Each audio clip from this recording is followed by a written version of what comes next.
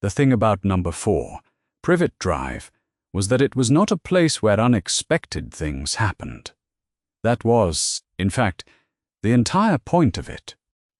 Harry had understood this from the age of 6, when he'd asked Aunt Petunia why the neighborhood cats always looked away whenever he walked past them, and Aunt Petunia had gripped his arm so hard he'd felt her fingernails through his sleeve, and said that if he started with that nonsense, she would put him out with the rubbish. And he had understood, in the bone-deep way children understand things before they have words for them, that the cats were allowed to go on existing precisely because nobody asked questions about them. He was 12 years old, and he was very tired of not asking questions.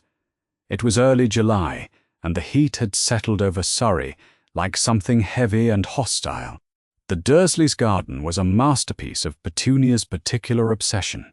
Every border trimmed, every rose examined for aphids, as though aphids were a personal insult. Everything demonstrably, aggressively normal. Harry had been out there weeding for 2 hours, and his knees hurt, and the sun had turned the back of his neck an objectionable pink.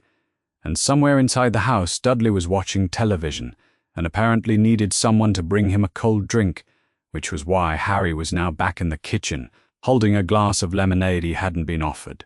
He drank it himself. It seemed the reasonable response. He put the glass in the sink and leaned on the counter and looked out the kitchen window at the garden he'd just weeded, thinking about nothing in particular. Year 2 was behind him.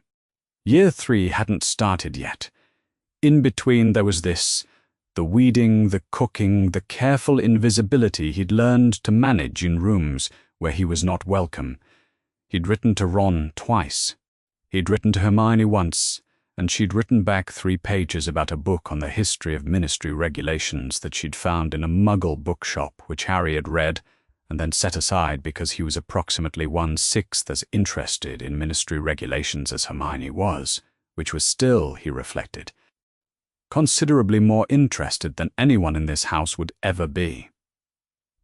Hedwig was upstairs. She slept through the heat and hunted at night and regarded him with amber eyes that communicated, fairly clearly, that she had better places to be. He didn't blame her.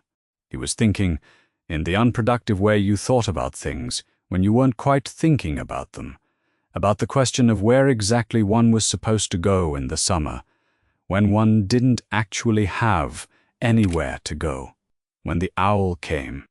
It was not Hedwig. It was a large brown owl Harry didn't recognize, broad-shouldered and official-looking in the specific way that owls could be, and it swept in through the kitchen window Harry had left open an inch for exactly this purpose, and deposited its letter on the counter with the precise contempt. And then it was back out the window without waiting to be petted, which Harry thought showed excellent judgment. The letter was addressed, in formal copperplate, to Harry James Potter, ward of the Potter estate. Harry picked it up. The wax seal on the back was stamped with a device he recognized from year 1, a key crossed with a sword, the crest of Gringotts Wizarding Bank. He turned the envelope over, once, then twice. Petunia was out in the garden. Vernon was at Grunning's. Dudley was watching something with explosions. He broke the seal and read. The letter was 3 paragraphs and a single attached schedule, written in the formal, slightly airless language that wizarding institutions appeared to prefer. The first paragraph explained that Gringotts was conducting its standard 7-year review of all estate accounts held in trust for clients under the age of majority. The second paragraph listed the contents of the review schedule. The third paragraph invited Harry to attend a consultation at his earliest convenience or to direct any queries to the Estate Administration Office via Owl Post Vault Management Division. Harry was not particularly interested in any of this. He was interested in Schedule A, Instrument 14. It read, Guardianship designation per Instrument 14, Last Will and Testament of James Charles Potter, dated October 1980, designates Sirius Orion Black as primary magical guardian in the event of the death or incapacitation of both parents. Designation remains active and uncontested in Gringotts records. He read that again, then a third time. Sirius Orion Black. He had never heard that name in his life. He stood in the kitchen of number 4, Privet Drive, and the refrigerator hummed, and outside Petunia was doing something to her roses, and his parents, who had been 20 years old when they'd written this, who had been alive, and alive and alive, and then suddenly not, had sat down in October 1980, and that name was Sirius Orion Black, and in 12 years nobody had seen fit to mention it. He read the line again, designation remains active and uncontested. He didn't know what active meant in this context. He didn't know whether Sirius Orion Black was alive. He didn't know whether a 12-year-old could invoke a guardianship designation in a will, or whether the ministry cared, or whether it was the sort of thing that simply got filed and forgotten because the person named had never been asked. He thought about the Dursleys. He thought about 12 years of the cupboard under the stairs, then the smallest bedroom, the hand-me-down clothes, the particular quality of Petunia's silence when she looked at him, as though he were a problem she'd agreed to manage and resented every day of managing. He thought about going back to Hogwarts in September, and knowing the whole train ride that there was a summer waiting for him at the other end. He thought someone existed. Someone had existed enough that his parents wrote their name down and made it official and kept it in a vault in Gringotts for 12 years, and nobody had told him. He went upstairs to get parchment and a quill. The letter he wrote to the Ministry of Magic was careful and polite and rather short. He was Harry James Potter, currently in the care of Vernon and Petunia Dursley of 4 Privet Drive, Ive, Little Whinging, Surrey. He had recently received a Gringotts estate notice identifying one Sirius Orion Black as his designated magical guardian per hour his parents' will, Instrument 1-4, dated October 1980. He was writing to ask whether this designation was legally current and whether a formal transfer of guardianship could be initiated on this basis. He signed his name. He read it over once. It was, he thought, more formal than anything he'd ever written to Ron, which had a low bar, but he was fairly sure it was the right register for a letter to the government. Hedwig was awake by the time he climbed back up to his room, or at least she was watching him with the resigned attention of someone who was going to have to do work when she had not personally agreed to be on call. He held out the letter. He offered an owl treat with his other hand. He told her to take it to the Ministry of Magic. She looked at him for a moment with those amber eyes as though conducting some private assessment of the errand, and then she took the letter and was out the open window in a single efficient sweep of wings, crossing the rooflines and the familiar orderly rows of gardens and then the pale sky above them, and then she was gone. Harry leaned on the windowsill and watched the space where she'd been. The street below was quiet. A lawnmower ran somewhere to the left. The roses were perfectly kept. Everything was as it had always been, demonstrably and aggressively normal. Absolutely nothing unusual was taking place at number 4 Privet Drive, and any neighbor watching from across the hedge would have seen only a thin boy with untidy black hair and round glasses standing at an upstairs window, which was entirely unremarkable. He didn't know whether the ministry would write back. He didn't know what they'd say if they did. He didn't know whether Sirius Black had been waiting to be found, or had forgotten Harry existed or was dead, or whether a name written in a will in 1980 meant anything at all to anyone 13 years later. He knew he'd sent a letter with his own name on it, and a question attached. The question was in transit now, which was more than it had been an hour ago. He went downstairs and made dinner, because if he didn't, no one would. He went to bed before Vernon got home. He slept better than he had in weeks. 3 weeks was long enough to stop expecting a reply every time Hedwig came back empty-clawed from the night. It was long enough to start constructing reasonable explanations. The letter had been misdirected, or the ministry had some backlog of correspondence it was working through, or the guardianship process required forms Harry hadn't known to fill out, which would be entirely consistent with how the wizarding world had managed his information so far. It was long enough, Harry had discovered, to go from cautiously hopeful to quietly certain that he had simply done something wrong, and the thing he had done was not going to be answered. He was weeding again. This was not because he particularly wanted to weed, but because it was 25th of July and Surrey in high summer, and the Dursleys' garden was the kind of place you put a person who was not welcome inside. Petunia had developed a system over the years: inside tasks on rainy days, outside tasks when the weather cooperated, and a general preference for Harry to be somewhere she could see through a window, but not here. He'd been outside since 9:30. It was now nearly noon. He was thinking about nothing in particular. Or rather, he was thinking about the letter in the specific way he did not want to think about it, which meant thinking about it constantly, without quite admitting to himself that he was, when Hedwig landed on his shoulder with a force that was not affectionate, but was at least a form of communication. He looked at her. She looked at him. She had a scroll of parchment bound with purple ribbon in her beak. He took it.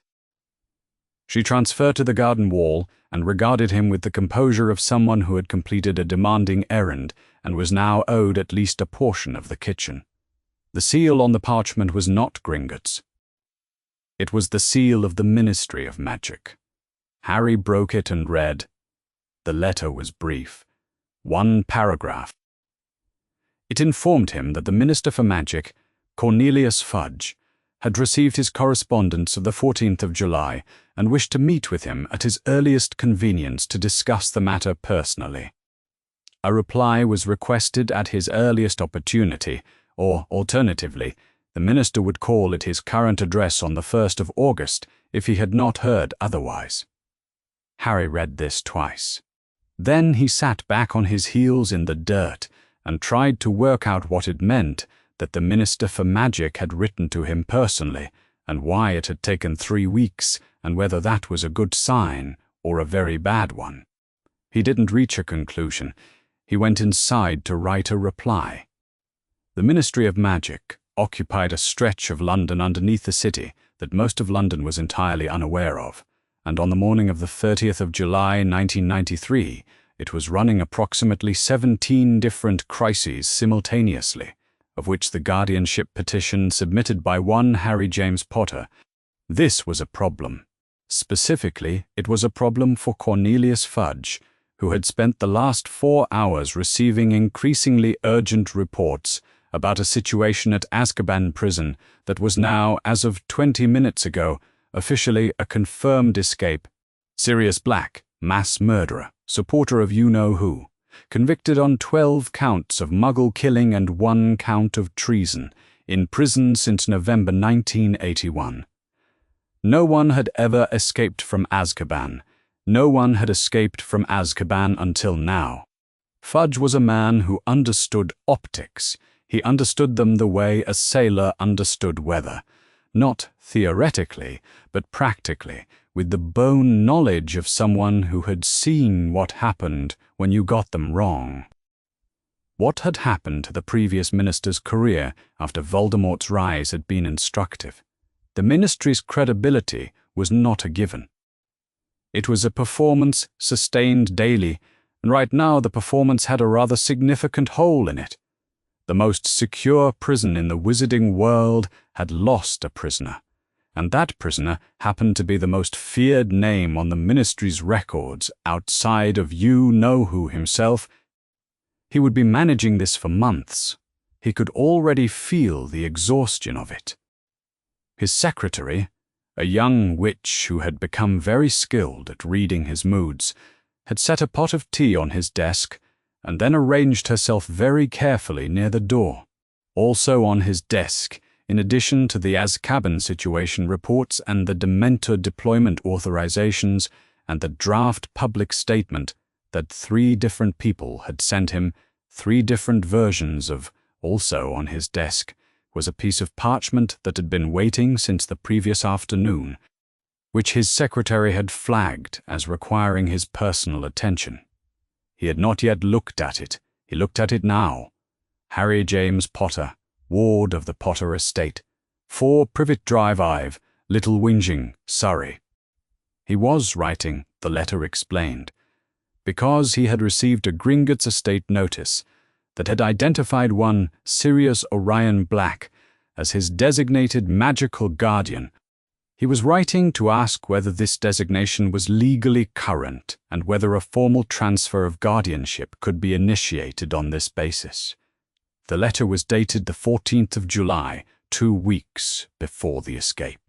Fudge sat very still and read the letter again.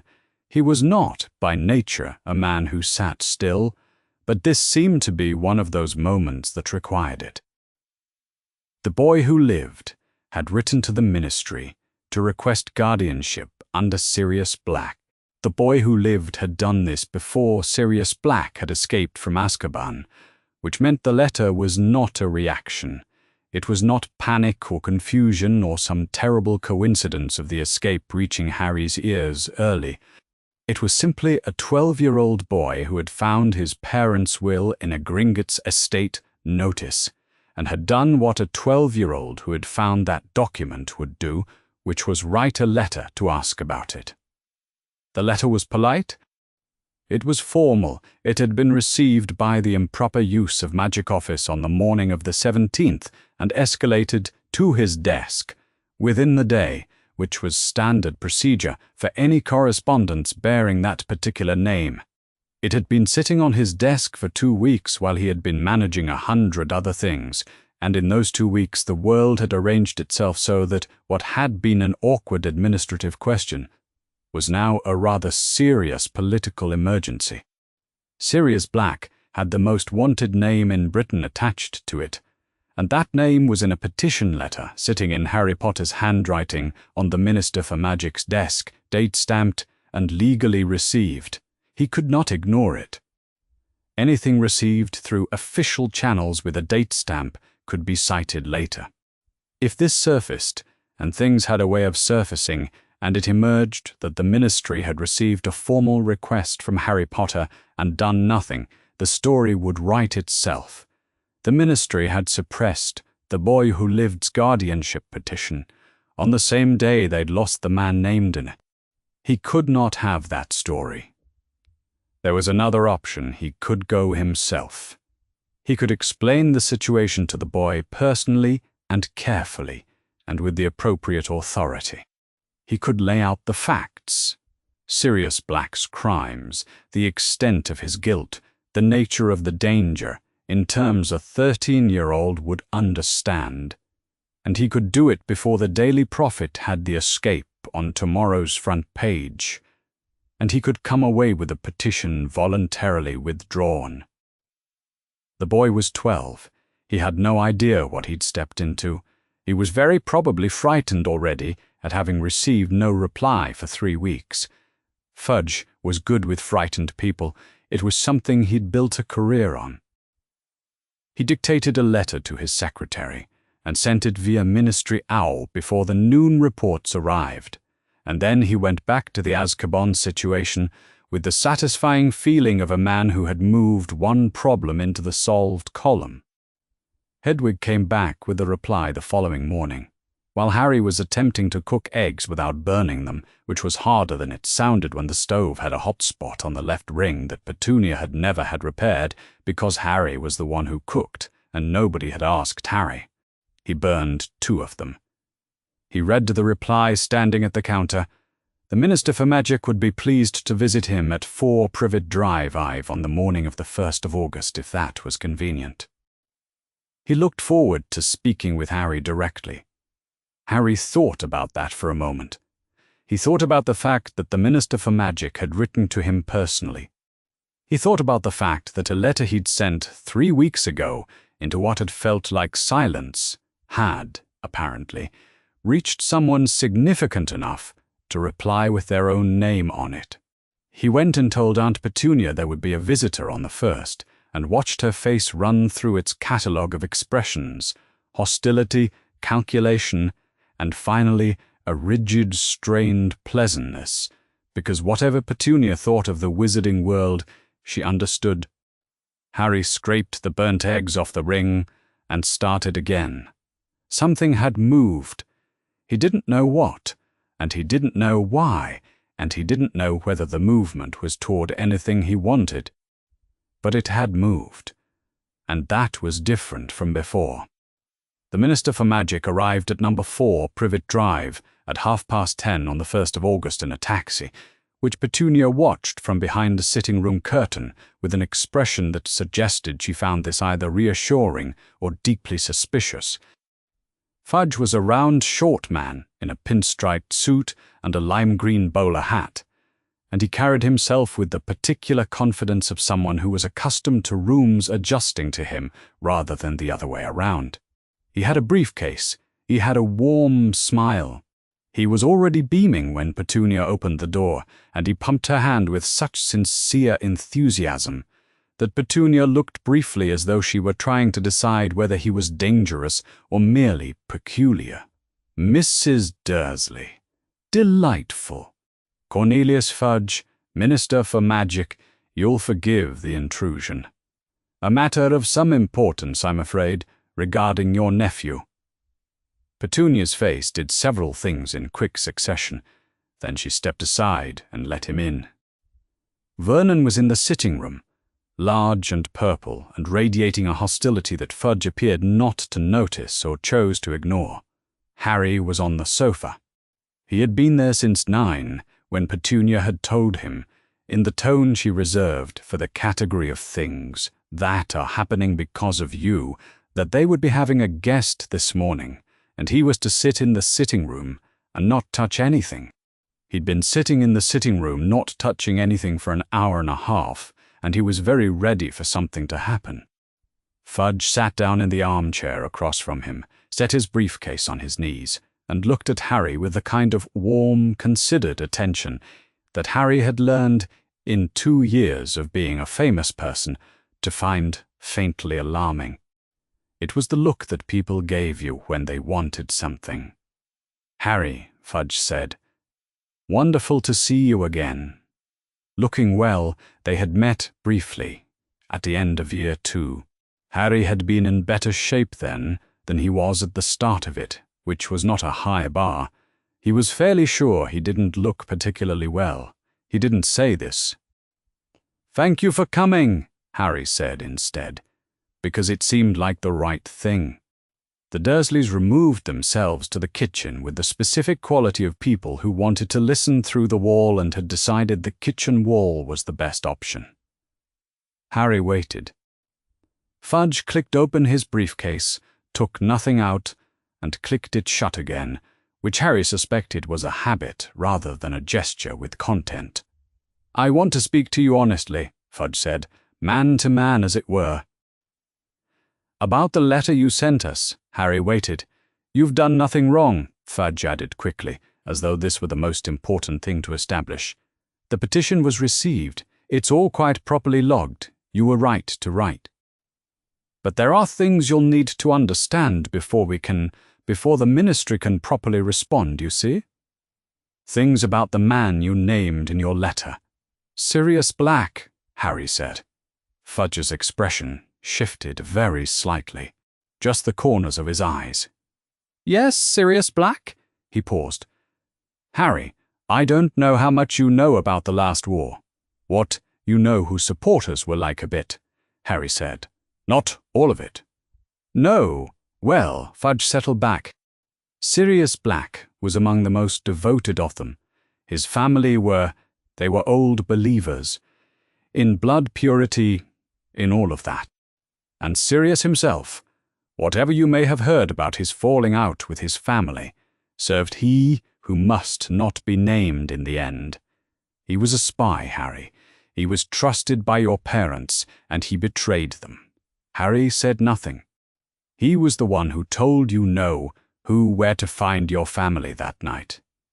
And then, when he was confronted by a ministry official in the street, he killed 12 Muggles bystanders. In the explosion, Fudge shook his head as though the memory of it grieved him personally. He's been in Azkaban since 1981, and I have to tell you, I was going to tell you this when we next spoke, but things have moved rather faster than we expected. He escaped a few days ago. The entire wizarding world is on alert. You must not, under any circumstances. How did he escape? Harry asked. Fudge looked slightly thrown. We are still. The investigation is ongoing. The Dementors are searching. The Dementors are the guards? Yes, and they are very good at their jobs, I assure you. He will be caught. Fudge leaned forward. Harry, what I need you to understand is that this man is extremely dangerous. Whatever your parents wrote in their will, and wills are written, you understand, before things go wrong, whatever they intended, the man named in that document is not someone who can be your guardian. He is not someone you want to find. I'm asking you, very gently and very seriously, to withdraw your petition. Harry looked at him. My parents named him, Harry said. They named him in their will in 1980, which means they trusted him then. Why was I never told I had a godfather? A pause. It was a very small pause, the kind that tried to pass itself off as natural, but Harry had lived 12 years in a house where the most important things were the ones nobody said, and he had got quite good at hearing the space where an answer should be. The circumstances were unusual, Fudge said.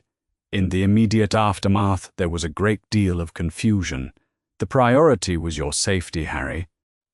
Your mother's sacrifice had created a very specific magical protection that required you to be with your nearest blood relation, your aunt. He gestured vaguely, in the direction of the kitchen. We were acting very quickly and the matter of the will. No one told me, Harry said. For 12 years, Fudge's smile was still there, but it had gone slightly fixed at the edges. These decisions were made in good faith, Harry, with your best interests. Was he given a trial? The smile stopped. Fudge sat very still in the armchair with his hands on his briefcase. The clock on the Dursleys' mantelpiece ticked. Outside, a car went past. The ministry acted very quickly in those days, Fudge said. There was a war. Harry looked at him steadily. That's not a yes. Fudge's face did something complicated. It went through a sequence that Harry watched with the focused attention of someone who had just learned something. He hadn't known he was looking for. Fudge was not a stupid man, Harry thought. He was a careful man, which was different. A careful man caught between an answer he couldn't give and a denial he couldn't make convincing. The ministry is entirely confident in the verdict, Harry. The evidence was overwhelming. There was never any question, so he had a trial and they found him guilty. The circumstances required. Was there a trial? Fudge stood up. Not abruptly. Nothing about Fudge was abrupt, but he stood and he straightened his tie and he reached for his briefcase with the deliberate motion of a man who had decided the meeting was at a natural conclusion. I understand this is difficult, he said. Learning things about people your parents trusted, it's painful. I have every sympathy. But I need you to trust me when I say that the ministry has this well in hand.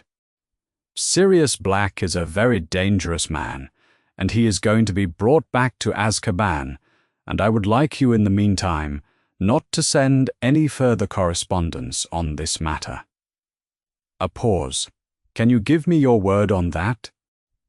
Until we've had a chance to speak again, Harry thought about it. Not for very long. I won't send any more letters about it, he said. I haven't withdrawn the first one. There was a silence.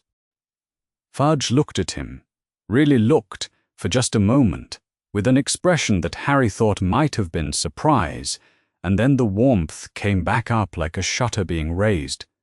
Of course not. No, of course. That's very reasonable. Well, he held out his hand. Harry shook it. Happy birthday, Harry. I believe that's tomorrow. It was. Harry had almost forgotten. Fudge let himself out.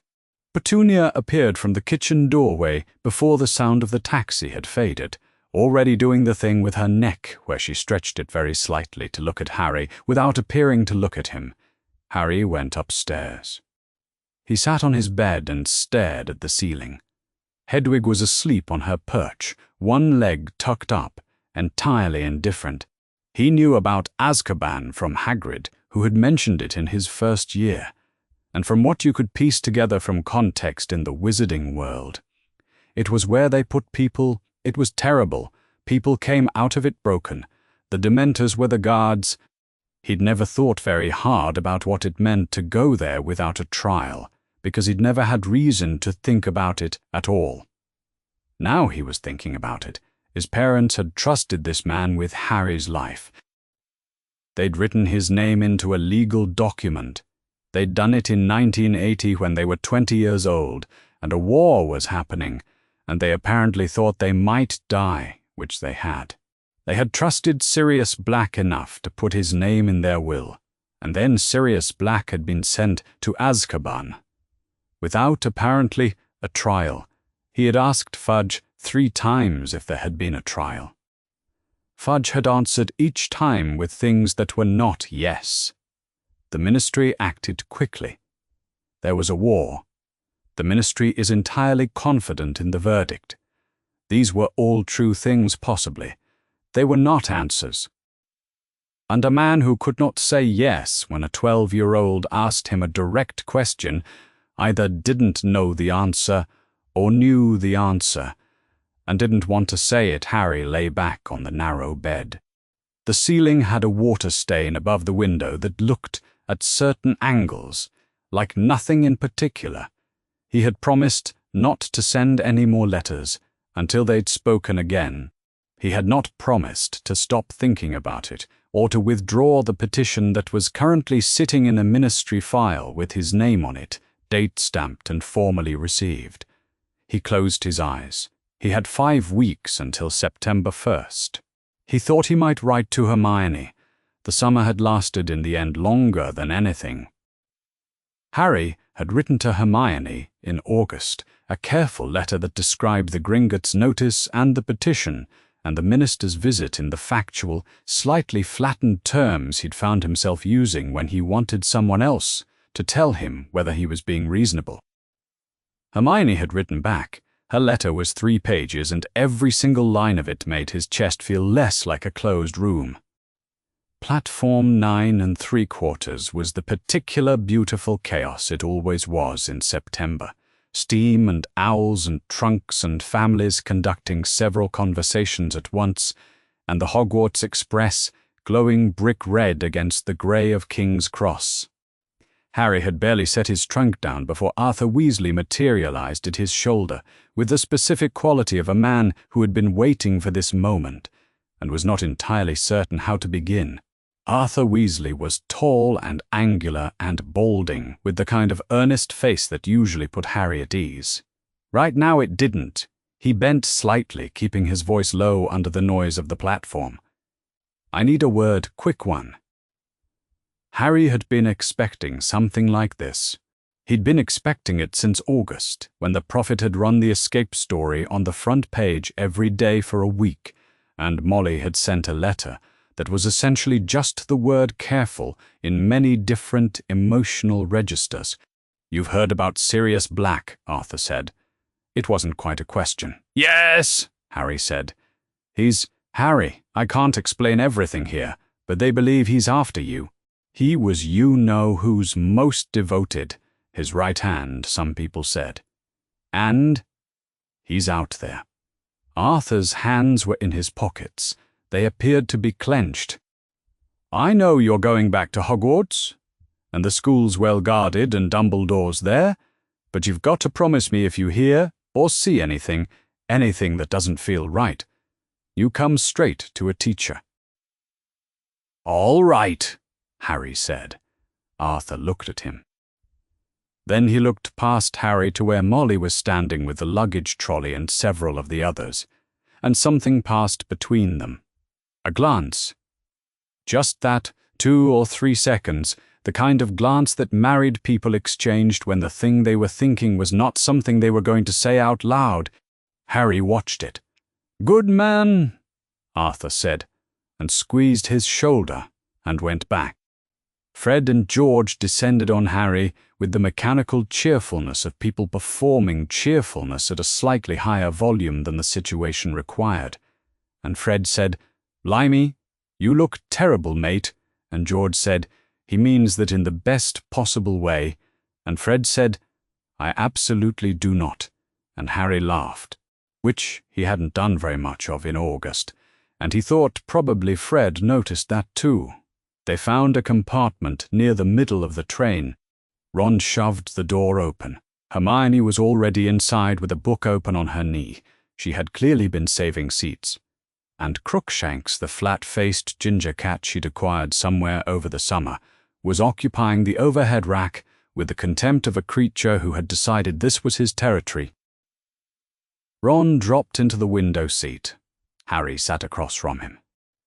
The train gave its first great shudder and began to move, and London swam past the glass and gradually thinned into the grey-green of the countryside, and Harry waited until the corridor was quiet, and then he said, "I should tell you both something," he told them. He started with the Gringotts letter, then the notice itself and the clause with Sirius's name in it, then the petition he'd sent, then the 3 weeks of silence, then Fudge at the kitchen table in his bowler hat telling Harry what a terrible man Sirius Black was. He told it factually, in the same flat tone he'd used with Hermione in August, and he watched Ron's face go through several things very quickly. Surprise, confusion, a growing alarm that settled eventually into something uncomfortable. "Harry," Ron said, when Harry stopped talking, "Sirius Black tried to kill a load of muggles in the street. He blew up a whole section of road. There were 12 dead. My mum still talks about it. He's mental. Genuinely dark.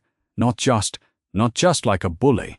Like, actually, you can't want him to be your guardian." "I don't know what I want," Harry said. "I wanted to know why nobody told me I had one." Ron opened his mouth and then closed it again. "The minister couldn't answer whether there was a trial," Hermione said.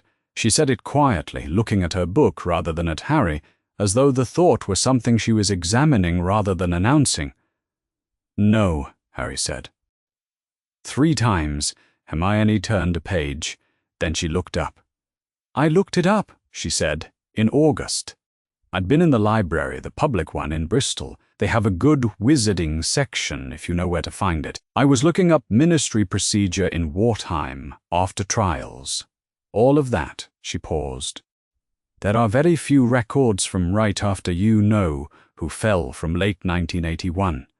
The ministry published trial records from the Death Eater prosecutions. They were in the papers, they listed the charges, the witnesses, the verdicts. There are records for most of them." She set her book down on the seat beside her and looked at Harry steadily. "I didn't find one for Sirius Black." The compartment was quiet for a moment. "That doesn't mean there wasn't one," Ron said. "No," Hermione agreed. "It doesn't. Records from that period are incomplete. It was a difficult time. Things weren't properly archived. I don't want to say anything definitive. I just noticed." She looked at Harry. "I thought you should know." I noticed Harry thought about Fudge's face going complicated in the Dursleys' sitting room. He thought about the 3 different versions of not yes. "Something's wrong with it," Harry said, not loudly. "I don't know what. But something is." The train moved through the afternoon, and the sky outside went from grey to darker grey to the heavy brown-black of a storm building somewhere to the north.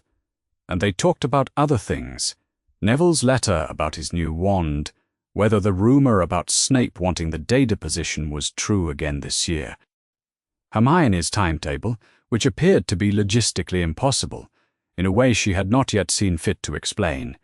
Crookshanks descended from the rack and settled on Hermione's lap with an air of royal condescension. Ron eyed the cat without affection. Harry was watching the window when the temperature dropped. It didn't happen the way cold happened normally, where you felt it coming in increments. It was simply there, a sudden subtracting of warmth, as though the compartment had been lifted and set down in a different season entirely. His breath went visible. The lights flickered. Ron made a noise. The compartment door slid open, and the thing that stood in the doorway was tall and dark and robed, and it was not something that Harry could look at steadily. He had the sense of something without a face trying to find him anyway, and then the cold went deeper than cold, and something happened to the air around him, and he heard, rising, as though from underwater, a woman's voice. High and frightened and desperate and his, screaming he didn't know how long it lasted. He came back to the compartment in pieces, the floor, the seat under him, Ron's voice saying his name, the warmth of something pressed into his hands. Chocolate. A piece of chocolate, broken off a large bar. The man across from him, whom Harry had barely noticed, was in the compartment, who had been asleep in the corner when they'd first sat down. Grey-streaked, light-brown hair and patched robes, and the general appearance of someone who had been tired for a very long time, had done this before, and was not surprised by any of it. "Eat," he said. "You'll feel better. The Dementors affect people differently. There's no weakness in it."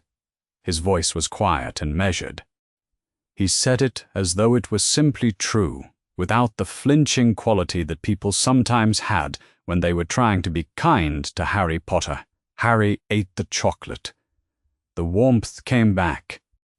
The screaming faded back under whatever it lived in. "That was a Dementor," Hermione said. She had gone very pale. "They're the guards for Azkaban were," the man said, "now stationed at Hogwarts for the time being."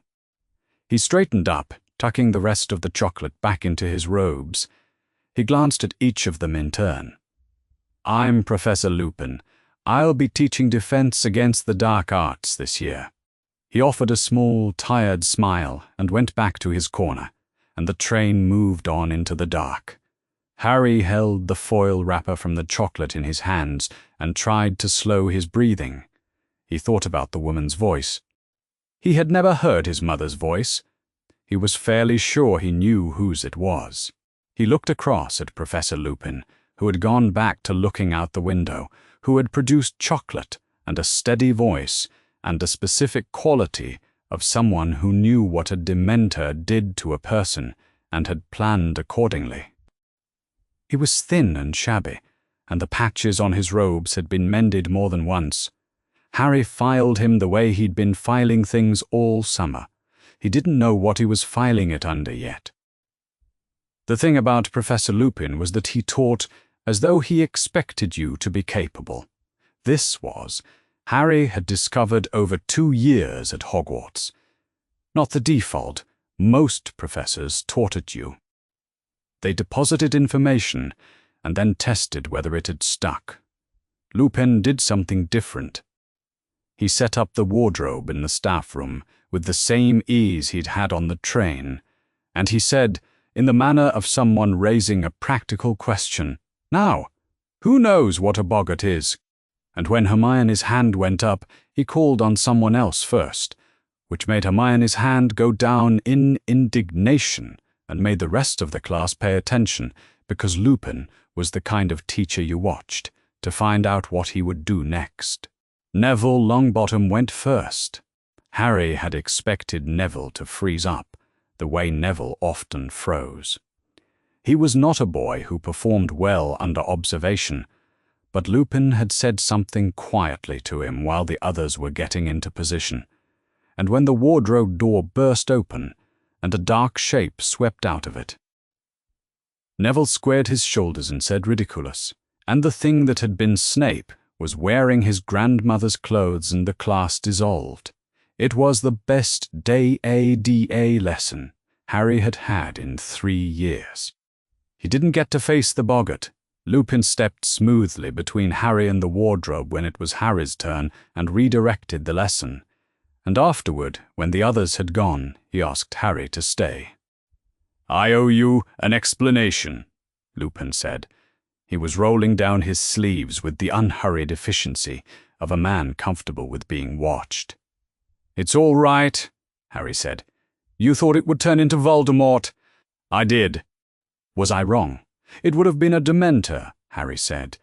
Lupin's hands paused, very briefly, on his cuffs. Then he finished rolling them. He looked at Harry with an expression that Harry didn't quite have the vocabulary for. It wasn't pity, and it wasn't surprise, and it was something in the neighborhood of both. "Interesting," Lupin said, very quietly. He said nothing else. Harry walked back to the corridor, wondering what, precisely, the word interesting was carrying. He started watching Lupin after that, with the same systematic attention he'd turned on everyone this year. It was a habit he'd developed over the summer, in the specific way that habits developed when you spent a lot of time trying to work something out and found that the something was refusing to declare itself.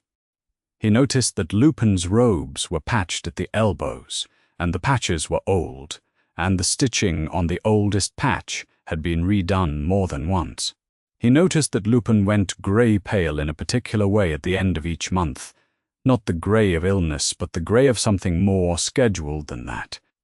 He noticed that when someone in class mentioned a Death Eater name, when Seamus brought up the Longbottoms in a brief historical digression, when Parvati mentioned Bellatrix Lestrange in passing, Lupin's expression didn't change exactly, but something around his eyes got careful in a way that was different from general caution. He was not going to ask about it. He had learned, over the summer, the specific geometry of which questions produced answers, and which produced nothing.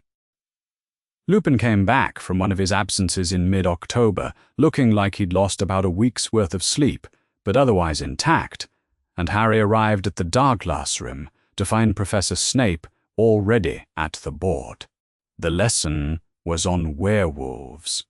This was not a coincidence. Harry understood it was not a coincidence. Approximately 3 seconds into reading the board and registered the expression on Snape's face. As he turned to address the class, which was the expression of a man performing neutrality over something that was not neutral at all. "Turn to page 394, Snape said. "You will be copying the identifying characteristics of werewolves and completing an essay of no less than 2 feet of parchment. Title," he tapped the board, "Explain how you would distinguish a werewolf from a true wolf, due Monday." He walked among the desks while they worked. He paused at Harry's. He didn't say anything immediately. "I understand," Snape said finally, to the general vicinity of Harry's parchment rather than to Harry himself, "that you have been corresponding with the Ministry this summer." Harry kept writing. "I understand," Snape continued in the same tone, very level, very quiet, which in Harry's experience meant the opposite of calm, "that you have made certain requests regarding the welfare of a convicted criminal." He moved on. Harry heard him stop 2 desks away. "I do hope you are finding the exercise instructive." Harry finished the section he was copying. He looked at the words on the page. He looked at the back of Snape's robes. He waited until the bell. The classroom emptied. Hermione glanced back at Harry from the doorway, and Harry gave a very small shake of his head, and she went. He gathered his things slowly and came to the front of the room.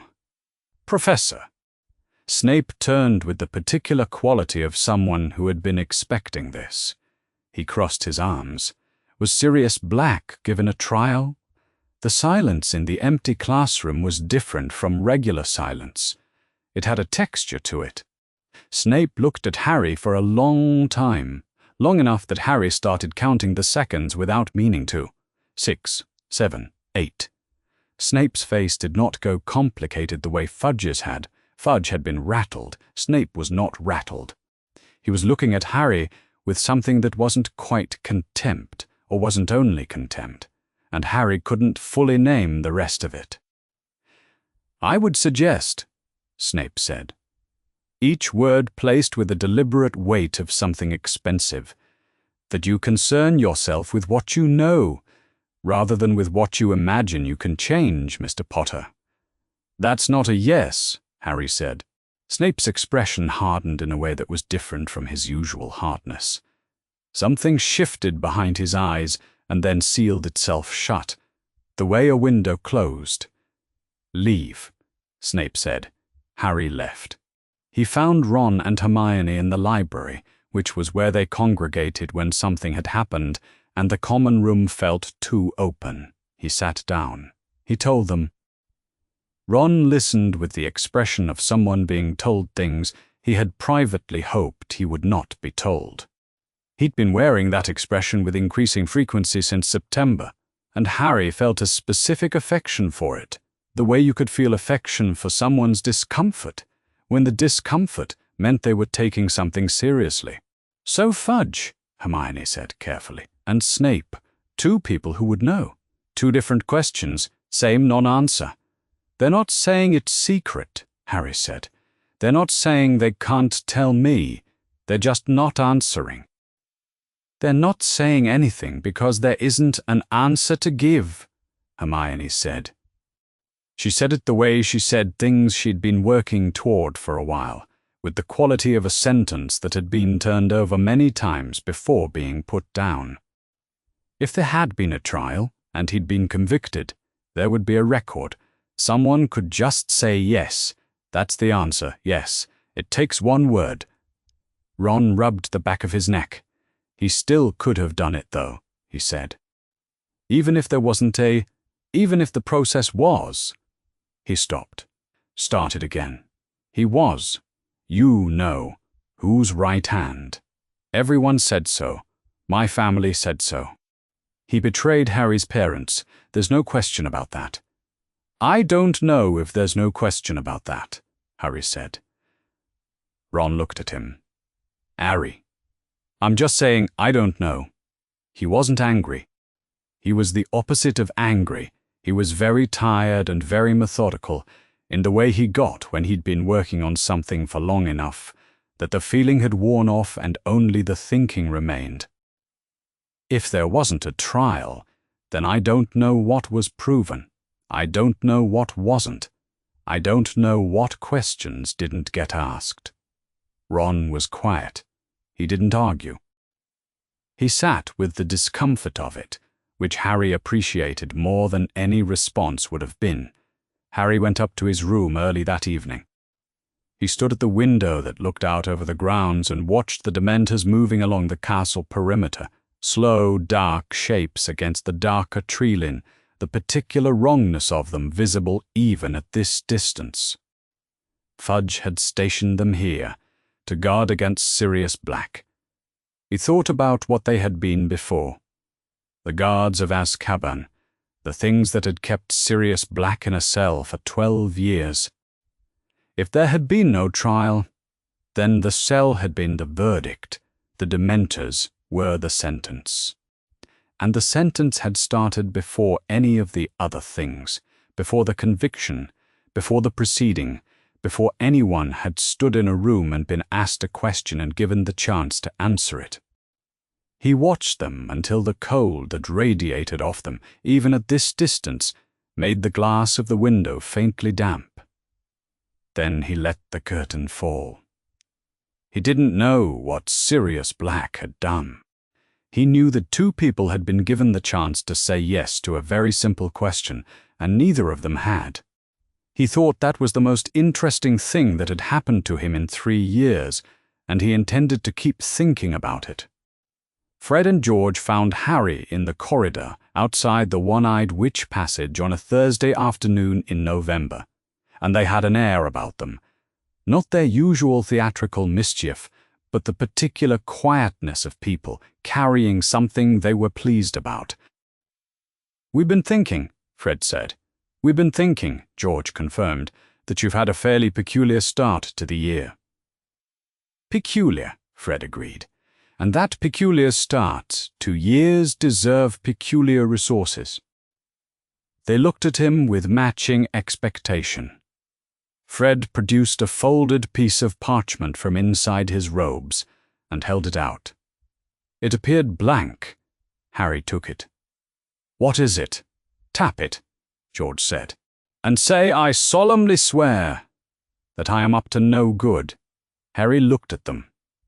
They looked back with the expressions of people waiting for a response they were confident would be worth the wait.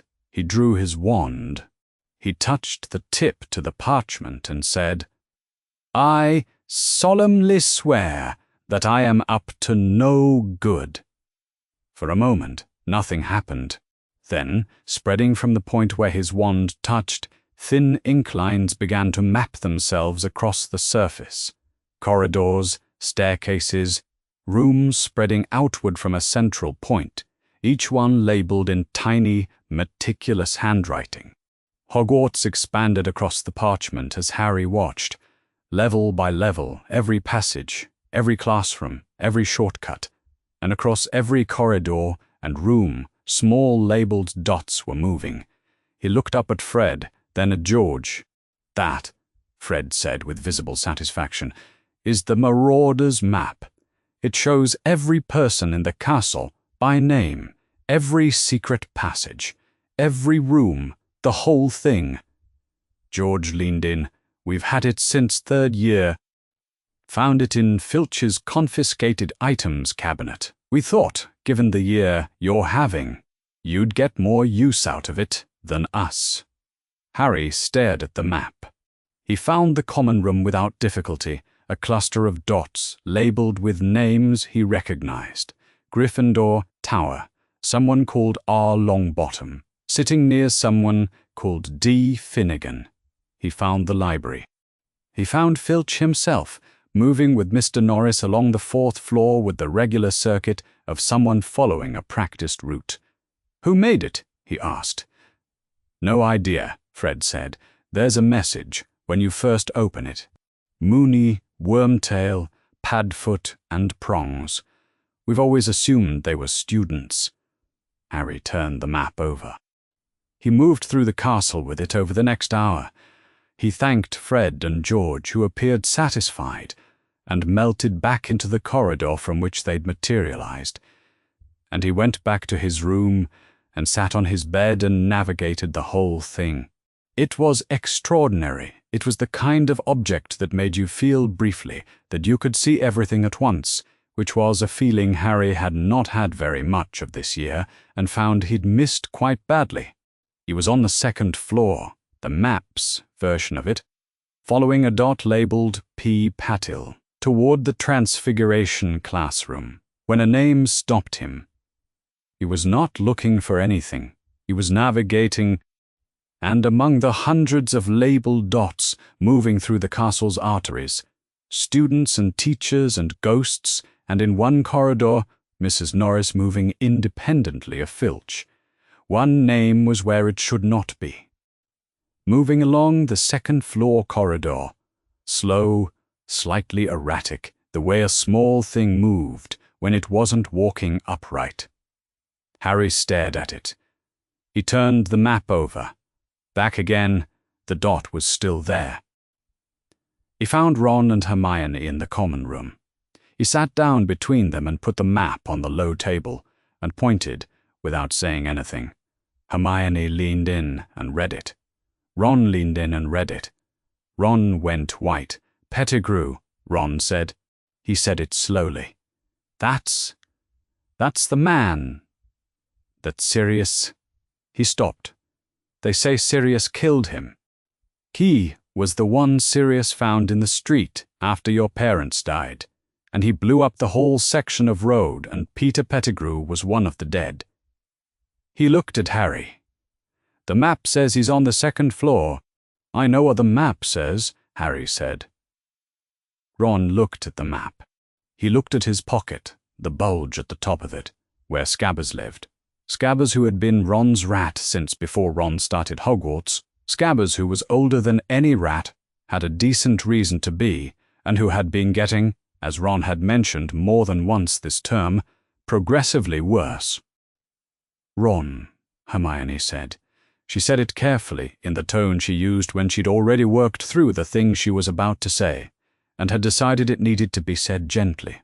"What does Scabbers do when he's frightened?" Ron didn't look away from the map. "Get small." "He's been getting small a lot lately." A pause. "He's old," Ron said. "He gets like that when he's not well." Hermione didn't argue. She sat back, which was more effective. Harry thought about the map. He thought about what Fred had said. It showed every person in the castle. He thought about the bloody Baron moving along the dungeon passage in stately solitude, labelled in the same neat ink. Ghosts were there too, but they were. Ghosts were different, he was fairly sure. There was something else. They didn't appear the same way. A dead man's name on the map was not a ghost's name on the map. A dead man did not appear on the map at all, because the map showed people the living kind, the kind that were currently in the castle. Because they had got there and hadn't left, Peter Pettigrew was labelled like a person. Moving like a person. Sirius Black, Harry said slowly, was convicted of killing Peter Pettigrew.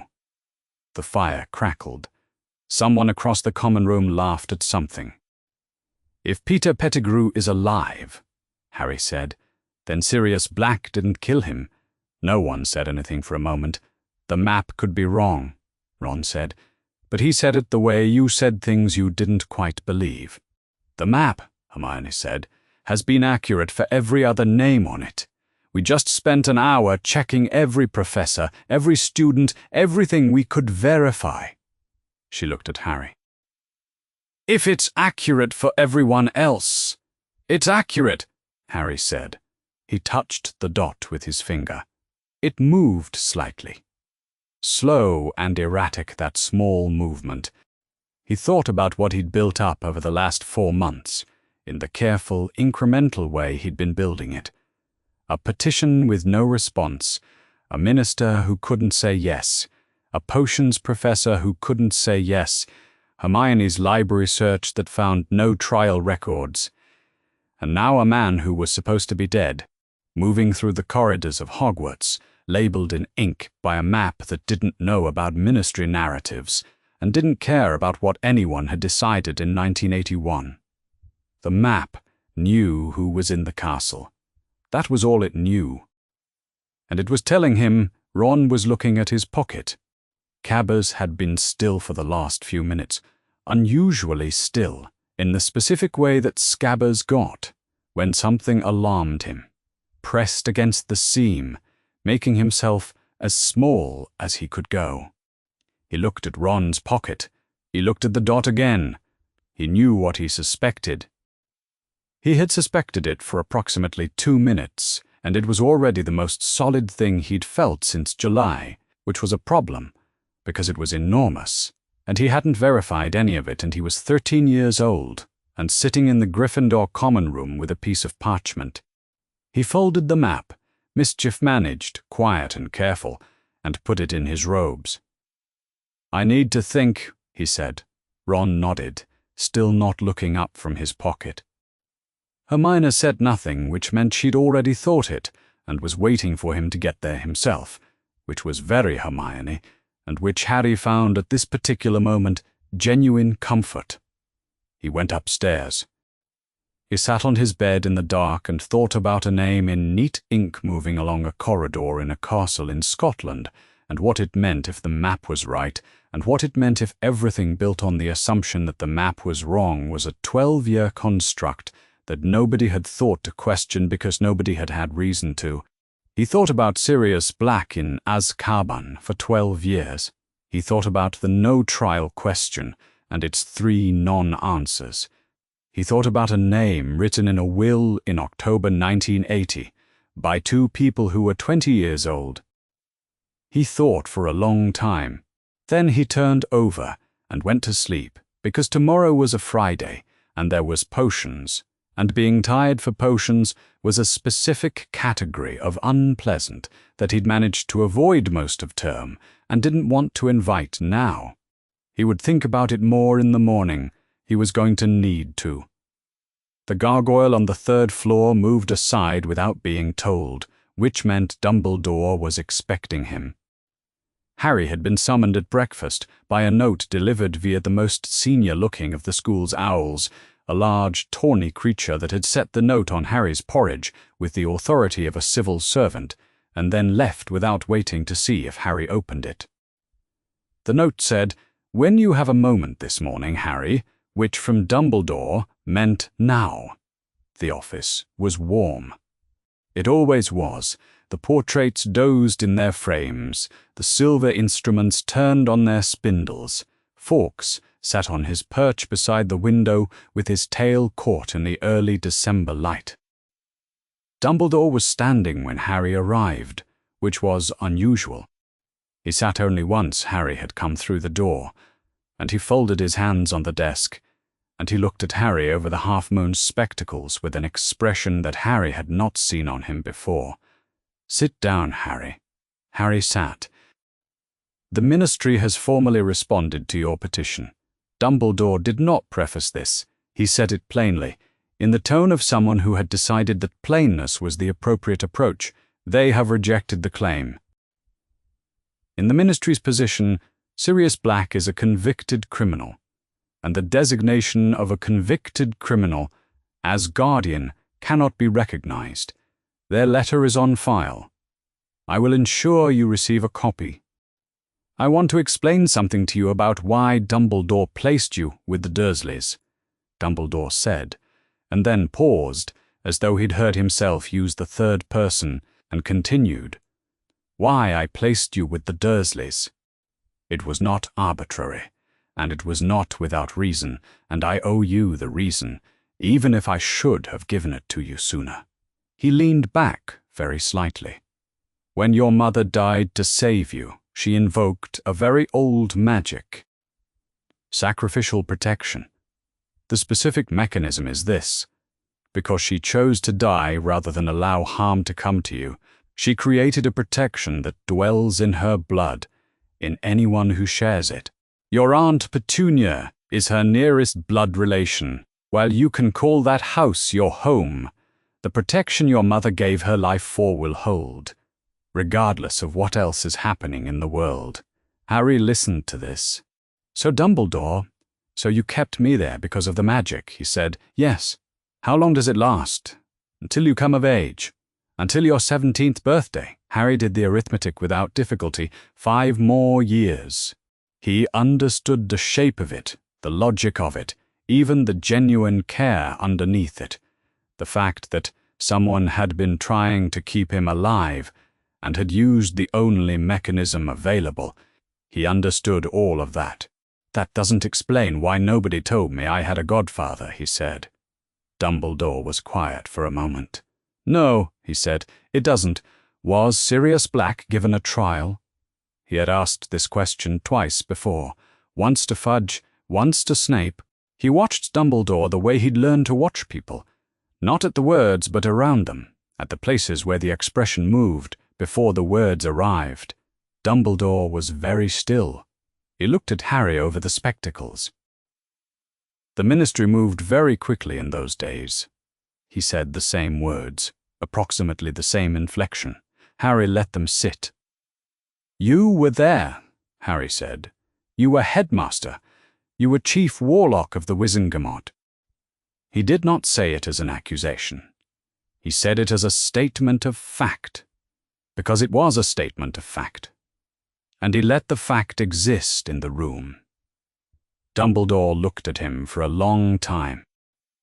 Long enough that one of the portraits shifted in its sleep, and Fawkes ruffled his feathers and settled again. "I was occupied," Dumbledore said. "The aftermath of Voldemort's fall required a great deal from a great many people. And I was not," he paused. When he continued, his voice was quieter. "I was not immune to making the same mistakes everyone else made. The assumption of guilt, the desire for a swift resolution when the resolution appeared obvious." Another pause. "I am not proud of it, Harry." Harry sat with this. He had received 3 non-answers. This was something different from a non-answer. This was, approximately, an admission dressed in other clothes. It was not a yes, but it was also not the Ministry's careful vacuum. It was a man saying I was wrong, in all the ways that a man like this could say it, which was oblique and insufficient, and still the most honest thing anyone had said to him since July. "That's the closest to no anyone's given me yet," Harry said. Dumbledore looked at him over the spectacles. The expression was difficult to name. It had components that resembled pride and components that resembled something more like grief. And Harry didn't have the vocabulary for the full thing. "What you have set in motion," Dumbledore said, "may have consequences neither of us can fully anticipate." "Yes," Harry said, "that's true of most things." A pause. Fawkes made a small sound. Not a song, something softer. Dumbledore looked at Harry as though seeing him from a slightly different angle than before. "You're going to continue," Dumbledore said. "I haven't decided what I'm going to do next," Harry said. "I just know I'm not finished." He left without being dismissed, which was something he hadn't done before in a teacher's office, and which felt, all things considered, like the appropriate response to the situation. In the Department of Magical Law Enforcement, 3 floors below the Minister for Magic's office, Amelia Bones cleared her desk at 5:30 in the way she cleared it every evening, methodically, sequentially, nothing left unresolved, and picked up the last item. She had signed the rejection order for the Potter guardianship petition on Fudge's direction in November. It had gone out through proper channels. The matter was, in all formal respects, closed. What was in front of her now was not the petition. It was the response she'd requested from the records office, the Sirius black conviction file from 1981. She opened it. She was a methodical woman. She had been head of the DMLE for long enough to know what a proper conviction file looked like. The charges, the transcript, the witnesses sworn and questioned, the Wizengamot's recorded deliberation. She had files in her cabinet from the Death Eater prosecutions of the early 80s that ran to several hundred pages. The Lestrange file alone had required a second storage box. The Sirius Black file was thin. Charges: multiple, Muggle, homicide, treason, service to you-know-who, arresting Auror's report complete, Ministry record of transfer to Azkaban complete, subsequent annual custody reports complete, 12 of them, right up through this year's trial transcript, absent, Wizengamot hearing record, absent, witness statements under the formal criminal proceedings, absent. She sat with this for a while. She was not a woman who moved quickly on things she wasn't certain of. She picked up her quill, set it down, picked it up again, and wrote a brief internal memo to the records office, asking whether the hearing transcript had been filed separately, whether it was possible that the documentation was incomplete due to the conditions of 1981. She sent it. She did not know what the response would be. She was fairly certain she did. Harry walked back down the spiral stair from Dumbledore's office. The gargoyle moved aside. The corridor beyond was quiet. The rest of the school was at lunch, and his footsteps were the only sound. 3 adults, 3 versions of the same question. Fudge had given him nothing. Dumbledore had given him the most, which was, I was not immune to making the same mistakes everyone else made. He thought about that last sentence. He turned it over, examining it from different angles the way Hermione examined a problem, not for the meaning it was offering, but for the meaning it was trying not to offer. There was a difference between I made a mistake and a mistake was made. There was a difference between I was wrong and the system was wrong. Dumbledore had said I, which was something. He passed a window. Outside, the grounds were white. It had snowed in the night, the first proper snow of the season, and the Dementors at the perimeter were darker against the white, which made them easier to see. He watched them for a moment. Then he kept walking. He had 3 non-answers building a shape. He had a dot on a map that shouldn't exist. He had Hermione's library search and its absence of records. He had Amelia Bones, whose name had appeared in the Ministry's formal rejection letter as the DMLE head who had countersigned it, which meant she was the person whose job it was to know about this kind of thing. He didn't know what came next. He was 13, and it was December, and he had no legal standing, and the Ministry had rejected his petition, and Sirius Black was still in a cave somewhere being hunted by Dementors. But the dot was on the map. And Amelia Bones had just signed a document that put her name on the case. He thought these were both facts worth keeping. He went to lunch. Snape wrote the essay title on the board in his smallest, most deliberate handwriting, which was the handwriting he reserved for things he wanted the class to read carefully. Explain how you would distinguish a werewolf from a true wolf. He turned to face the room. Third years Gryffindors watching him with the particular alertness of people who didn't know where they stood with a substitute. He had covered Lupin's Dada class twice before this year, once in October, once in December, and each time the dynamic had been the same. The class sat straighter for him than for Lupin, which was a function of fear rather than respect, and Snape was not under any illusion about that, nor did he especially care. He cared. This morning, about the content, you will turn to page 394, he said. You will copy the full identifying section on werewolves, and then complete the essay. Minimum 2 feet of parchment. Due Monday. He moved between the desks in the silence of people beginning to write, and he thought about Lupin upstairs in his office recovering from last night's moon, and he thought about the small, tidy notes that had been arriving by owl at Lupin's office window from the DMLE since December. And he thought about a boy with his father's face who was asking questions that should not be asked, and that somehow kept getting closer to answers that should not be found. He stopped at a desk near the window. He looked at the boy in question. Page 394, Mr. Potter, he said, and moved on. It was February, and it was cold, and Lupin looked the way he looked in the days after the full moon, stripped down, as if something essential had been temporarily used up and not yet restored. He was at his desk when Harry knocked, which was unusual. He normally sat in the chair by the fire on bad days. The fire was going, but Lupin had not moved. Toward it, he looked up when Harry came in. Mr. Potter, not unkindly, but not welcoming either, the way a man was not welcoming when he was trying to manage his own state. I wanted to ask you something, Harry said. Not about the essay.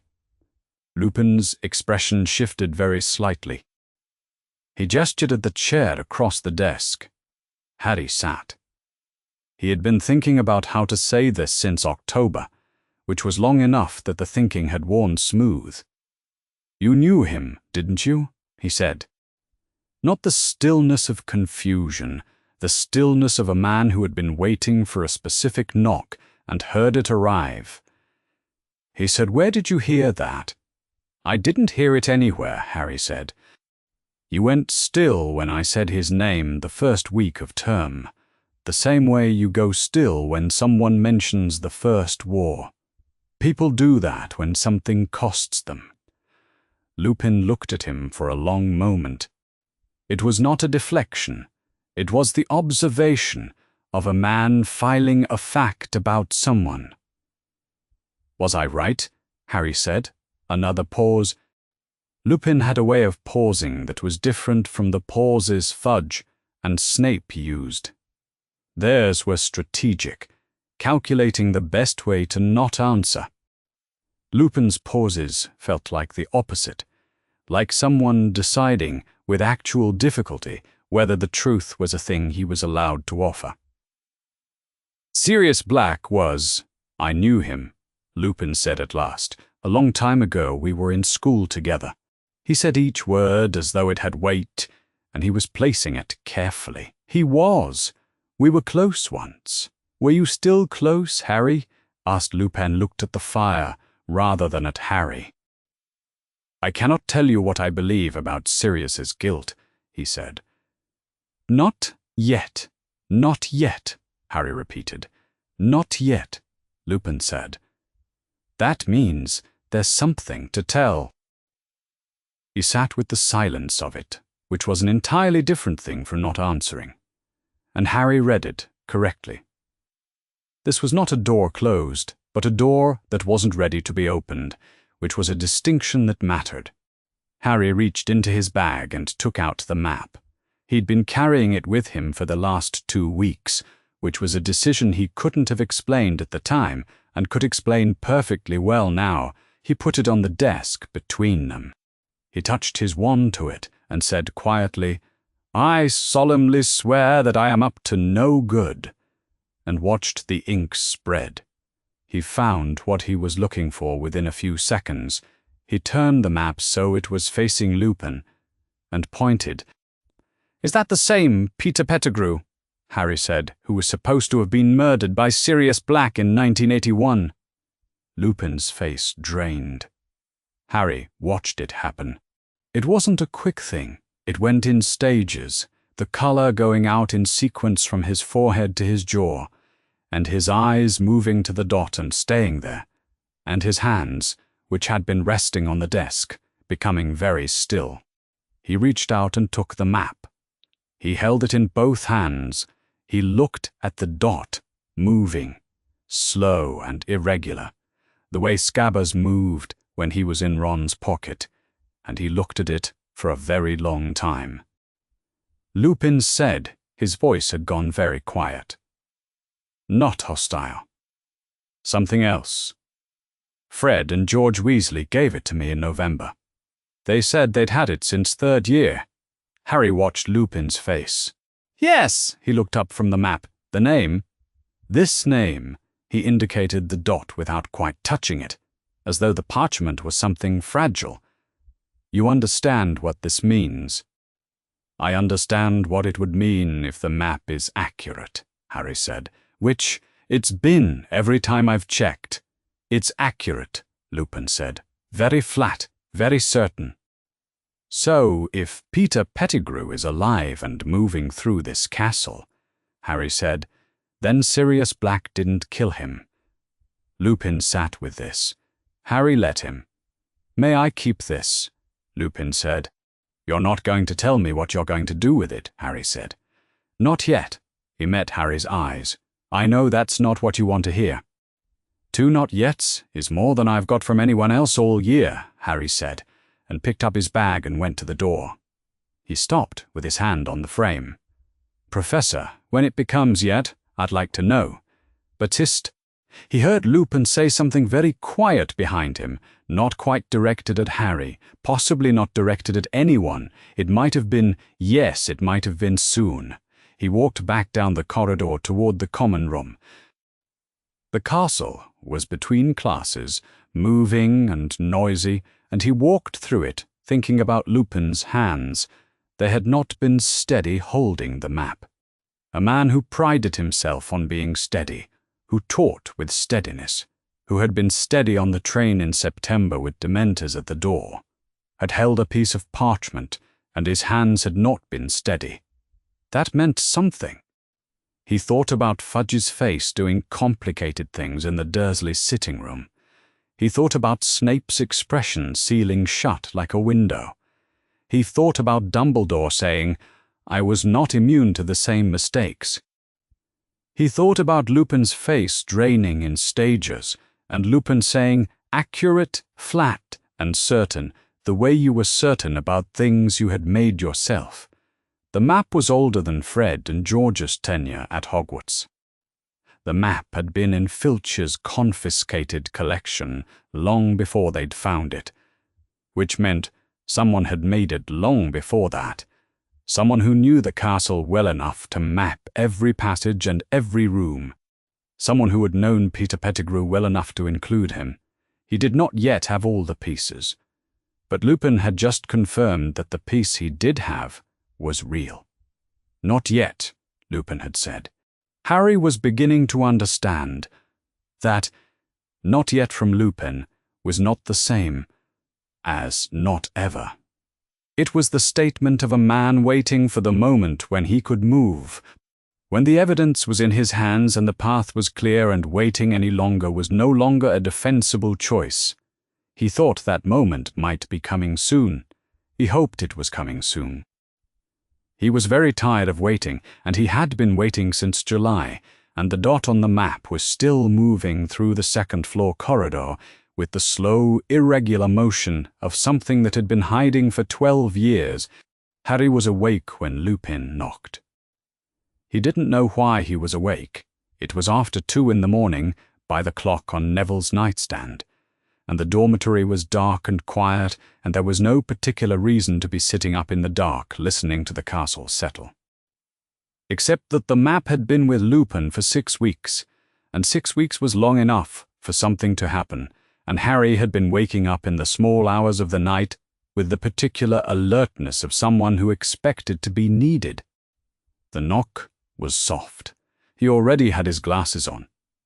Lupin was in the corridor in his robes, not the patched teaching robes. These were something older, more worn robes that looked like they'd been put on for a purpose rather than a day. He had the map open in one hand and his wand in the other, and his face was the face of a man who had made a decision. "Wake Ron," he said quietly. Harry woke Ron. Waking Ron quietly was not straightforward. Ron slept, like someone had switched him off. Coming back online required several seconds of confusion and one incident with a pillow, but Harry managed it in under a minute. By the time they were in the corridor, Hermione was already there. She had heard the door open from the next landing, and she had come down with her wand and her hair not yet tied back, which meant she'd been awake too. Nobody spoke. Lupin turned and walked. They followed. He led them up toward the 4th floor, not fast, checking the map at each landing, and Harry watched the dot labeled P. Pettigrew on the parchment, Lupin held, and watched it move, and then watched Lupin stop outside the door of an unused classroom. The dot was behind the door. Lupin looked at the 3 of them. He looked for a moment as though he was going to say something, and then he looked as though whatever he'd been going to say was insufficient, and he said, "Stay behind me. Whatever you see, stay behind me." He opened the door and went in. The room was empty of furniture, dusty. A single window letting in moonlight. Scabbers was in the corner. Harry saw him the moment the door opened, pressed against the baseboard with his sides heaving. Scabbers who had been getting small for months. Scabbers who pressed against the seam of Ron's pocket whenever the map came out. Lupin raised his wand. He said something in Latin that Harry didn't catch, something complex and deliberate, and a pale silver light arced from his wand toward the corner. Scabbers fought it. Harry had never seen a rat fight anything. Scabbers had always been a passive, bedraggled presence in Ron's pocket, but the thing in the corner fought the spell with a kind of writhing, desperate resistance that was wrong in every specific way a rat could be wrong. He fought it for 3 seconds, 4. And then the transformation happened fast. One moment, there was a rat. Then there was something that was not a rat, and not yet a man, a sickening intermediate moment, and then there was a man crouched in the corner where Scabbers had been, short and pale and balding, with watery eyes that were very wide, wearing the grey remnants of something that might once have been clothing. Ron made a sound that was not a word. Peter Pettigrew looked at Lupin. Lupin looked at Peter Pettigrew. The distance between them was perhaps 8 feet, and it had 12 years in it. "Remus," Pettigrew said. His voice was thin. He put his hands up, small hands, trembling. "Remus, please, you have to listen to me. I've been listening to you for 12 years, Lupin said. "Everything you let people believe, every year you spent in that pocket. I've been listening. I don't need to hear more of it. He would have killed me." Pettigrew's eyes moved to the door, to the corners, to Harry and the others behind Lupin. He took them in. Harry specifically, the lightning bolt scar, the glasses, and something crossed his face that was worse than fear. "Sirius would have killed me if I'd stayed. I had no choice, Remus. I had no—" "You had every choice," Lupin said. Quiet, flat, with the specific quality of a man who had run through these arguments in the privacy of his own mind many times and found them wanting every single time. "You chose which one to make." The sound from the doorway was not human. A large, black dog filled the frame, enormous, dark, with a gaunt, angular body that spoke of long deprivation even in that form. It stepped into the room, and then between one breath and the next, it was not a dog, but a man, straightening in the doorway, catching himself on the frame. Sirius Black. Harry had seen the photographs in the Prophet, the hollow face, the wild eyes, the image of a man already broken. The reality was different. He was gaunt, more gaunt than the photographs had suggested, the hollows of his cheeks deep enough to cast shadows, and his dark hair was long and matted, and his grey eyes were sunken, entirely wholly focused on the small man in the corner. "Peter," Sirius said. "Just that, just the name." And Pettigrew flinched as though he'd been struck. Sirius crossed the room in 3 steps, and Harry thought for a moment, one rapid, alarming moment, that it was going to be over very quickly. But Lupin was already there, one hand on Sirius's arm, and Sirius stopped.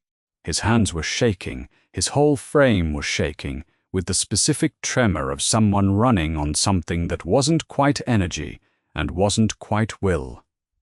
"Not here," Lupin said, very low. "Not like this. We've come too far." A pause.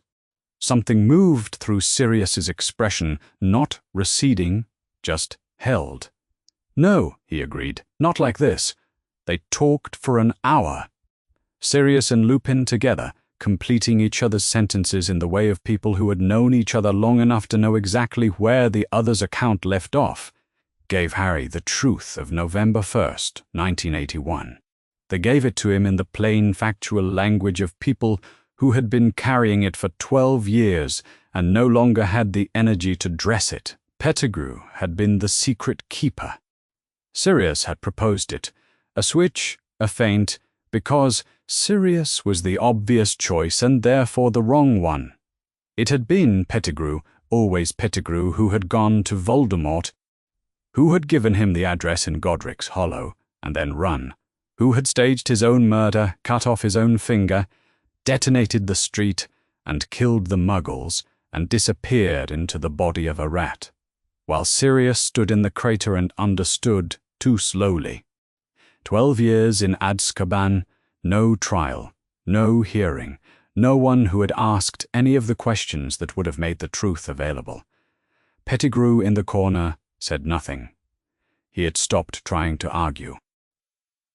He sat with his knees drawn up and his watery eyes moving between Sirius and Lupin and Harry, and he looked like what he was. A man who had run for 12 years and found that the thing he was running from had simply been waiting. Harry listened to all of it. When it was finished, when Lupin had run through the last of it and the room was quiet, Harry looked at Sirius. He'd been looking at him on and off for the entire account, trying to reconcile the man in front of him with the name in the Gringotts document, with the name he'd sent in a letter to the ministry in July, without knowing anything about the person attached to it. "I wrote a letter," Harry said. Sirius looked at him. His grey eyes were very still. "I know," Sirius said. His voice was low and rough with disuse, or something older than disuse. "I heard rumors in Azkaban. The guards talk in their way, and things filter through eventually. A letter to the ministry. A petition for guardianship." He paused. "Dated before the escape. I didn't know you were innocent," Harry said. "I didn't know anything about you, just the name in the will." "I know." Sirius looked at him for a long moment. "Harry," he stopped. He seemed to be deciding whether what he was about to say was worth saying, or whether it was too large for the room, or whether the room was exactly the right size for it. "After all, you sent it anyway." Nobody said anything for a moment. Harry thought about sitting in the Dursleys' kitchen in July with a Gringotts letter and a question, and no information, and a quill, and writing, "I am writing to ask whether this designation is legally current." He thought about how small that had been as actions went, how ordinary, how completely insufficient it should have been. "Ron," Hermione said quietly, from somewhere behind Harry. Ron was still against the wall. He'd been still for most of the last hour, with the specific stillness of someone who needed to be still in order to function. He was looking at Pettigrew in the corner, the thing that had been Scabbers, the thing that had lived in his pocket, that his brothers had passed down to him, that he'd carried to Hogwarts twice, and his expression had the stripped quality of someone who was genuinely shocked and had not yet decided what to do with the shock. Hermione put her hand on his arm. He didn't look away from Pettigrew. "He was there for everything," Ron said. Not loudly. 3 years. He shook his head. "Once he was there for everything." Lupin bound Pettigrew efficiently and without ceremony, and Pettigrew went still with the docility of someone who had calculated that resistance was no longer serving him. He would, Harry suspected, try bargaining again later, when there was someone new to try it on. For now, he was quiet. Sirius lowered himself to sit against the wall with the careful movement of a man whose body had not yet caught up to events, and he sat with his back straight and his grey eyes open and his hands braced on his knees, and he looked like someone practicing at being present. Harry sat down across from him. He didn't know why, exactly. It seemed like the right thing to do. "You look like your father," Sirius said. He said it the way people said things they had stored for a long time and had not expected to actually get to say. "He had your hairline. The glasses too for a while, before he got used to the charm. His mouth moved, not quite a smile, something that remembered being one. Same trouble keeping the robes neat." Harry looked down at his robes. They were, in fact, not that neat. He hadn't thought about it. "He was my best friend," Sirius said, very quiet. "James was my best friend. And I failed him." Harry looked at this man, gaunt and hollow-cheeked and grey-eyed, 3 years younger than Lupin, and looking considerably older, sitting against a dusty classroom wall in April 1994, because a 12-year-old had sent a letter. "Not yet. You haven't," Harry said. Sirius looked at him. His grey eyes were very still and very present. Then Lupin said they needed to move before the morning rounds, and Harry got up, and they took Pettigrew to Dumbledore. The portraits were awake. That was the first thing Harry noticed when Lupin opened the door to Dumbledore's office and stood back to let them through. The portraits, which usually dozed at this hour, were awake, and they were watching. Phineas Nigellus Black, in his ornate frame, had gone rigid. Several of the former headmasters had leaned forward. They were watching Sirius.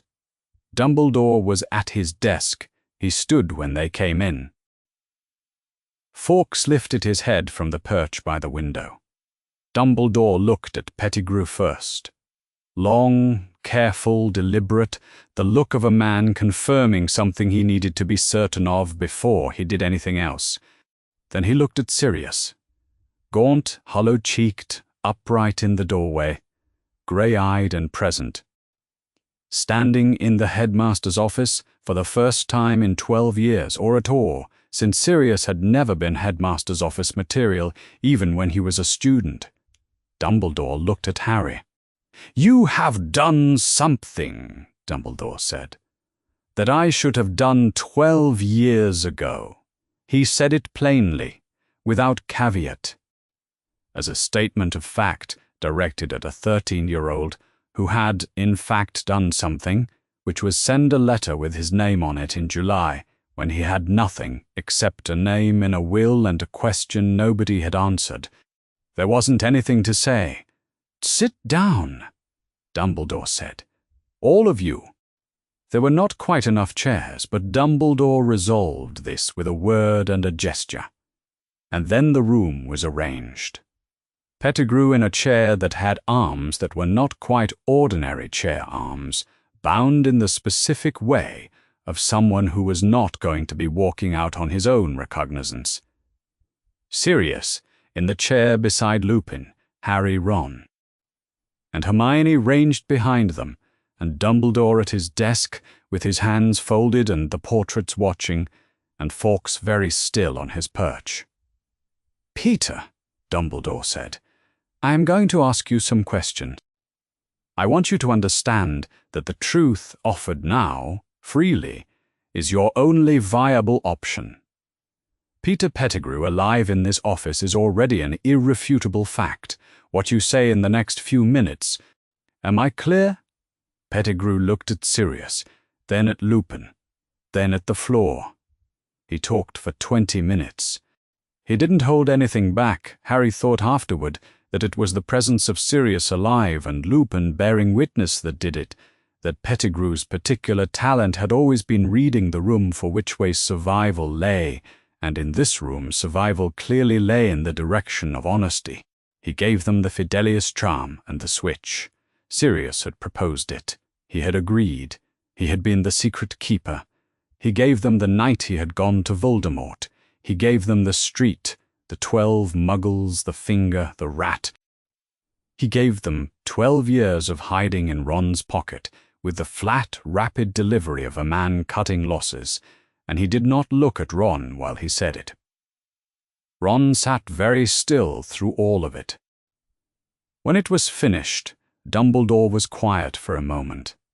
Then he said, "Thank you, Peter," with the specific courtesy of someone who had received information rather than a courtesy, and stood. He went to his desk and wrote a letter. He wrote it with the precise speed of a man who had composed it in his head before he sat down. He sealed it and he called for an owl. Not any of the school's birds, but Fawkes, who arrived on his desk and held out a leg with the regal patience of something that knew its own importance. Dumbledore tied the letter to Fawkes' leg and said quietly, "One name." Fawkes went in a flash of flame. "Amelia Bones," Dumbledore said, to no one in particular. "She'll be here by morning." She arrived before breakfast. Harry had not slept. He had gone back to his dormitory and lain on top of his blankets in the dark and listened to Ron's uneven breathing from the next bed. Ron, who was managing the situation with the quality of someone doing the emotional equivalent of carrying something very heavy down a flight of stairs very carefully, which was to say he was managing and he would be fine, and right now every step was careful, and Harry had stared at the ceiling and thought about a letter he'd written in a kitchen in Surrey in July. Amelia Bones was shorter than he'd expected and had square glasses that made her look more formidable rather than less. She came into the office at 7 in the morning, looking as though she had been awake for some time, which Harry suspected was true, and she brought with her 2 aurors, and a case that she set on Dumbledore's desk and opened without preamble. She looked at Pettigrew, she looked at Sirius, she looked at the full room, Harry and the others ranged by the window, and then she sat down across from Dumbledore and said, "I received your message. I was already reviewing the file." "I know," Dumbledore said. "I sent you a copy of my findings in December." She glanced at him over the square glasses. "You are not surprised?" "No," Dumbledore agreed. "I was not." She questioned Pettigrew for another 30 minutes, systematic and unhurried, with the manner of someone who had done preliminary statements before and understood that the objective was specificity rather than drama. She asked dates. She asked names. She asked the exact sequence of events in Godric's Hollow and the street, and Pettigrew answered each question with the increasingly deflated quality of someone who had run out of narrative options. One of the Aurors was taking notes, the other stood at the door. When she was finished, she turned to Dumbledore.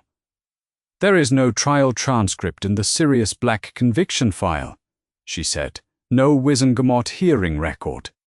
No witness statements from formal criminal proceedings. The arresting Auror's report is present and complete. The Ministry's record of Azkaban transfer is present and complete. Every subsequent custody report is present and complete." She paused. "The proceeding that should have occurred between the arrest and the transfer does not appear to have occurred." "No," Dumbledore said. "It didn't. I'll need a formal Wizengamot session," she said. "An emergency session. I can convene it within the month. Pettigrew will testify under veritaserum." She looked at Sirius. He met her gaze steadily, which appeared to satisfy her. "Mr. Black, I am placing you under DMLE authority, effective now. You will remain at Hogwarts until the session, under the supervision of Headmaster Dumbledore, not under Dementor custody. You will not leave the castle grounds." She paused. "Is that acceptable?" "Yes," Sirius said. It was the most he'd said since they'd arrived. The door of the office opened. Snape was in the doorway. He was dressed as if he had not slept and had not intended to in his full teaching robes, and he was looking at the room with the expression of a man who had arrived, expecting to be outraged, and had found that the reality of what was happening was significantly worse than he'd been imagining. He looked at Pettigrew. He looked at Sirius. He looked at Dumbledore with an expression that Harry had never seen on Snape's face. Not contempt, which was Snape's usual register, and not cold fury, which was his secondary register, but something more complicated and raw than either, the look of a man confronting an outcome he had configured his entire emotional landscape to prevent. "You cannot be doing this," Snape said. "Severus," Dumbledore said. "He is dangerous. He has been dangerous every year for 12 years, and the school has been safe because he was contained, and now you have him." His eyes moved to Lupin, and something about the look said that Lupin's part in this was something Snape had anticipated and found unforgivable. "He is a convicted criminal in an Azkaban custody file. Whatever this," he gestured at Pettigrew with the flat contempt of someone dismissing evidence that inconvenienced him. "Whatever this performance is, Peter Pettigrew is in this room," Dumbledore said, quietly, entirely without drama. "He is alive. That is a fact I cannot arrange around, Severus, and I am not going to try." Snape was silent for a moment. "I will go to the press," he said. "The Prophet will know by morning. You may do as you see fit," Dumbledore said. Snape left. The door closed. The room was quiet. Bones watched Dumbledore with the expression of someone recalibrating an assessment. "He won't," Amelia said. "Not certain, but close to it. He's not stupid." "No," Dumbledore agreed. "He is not."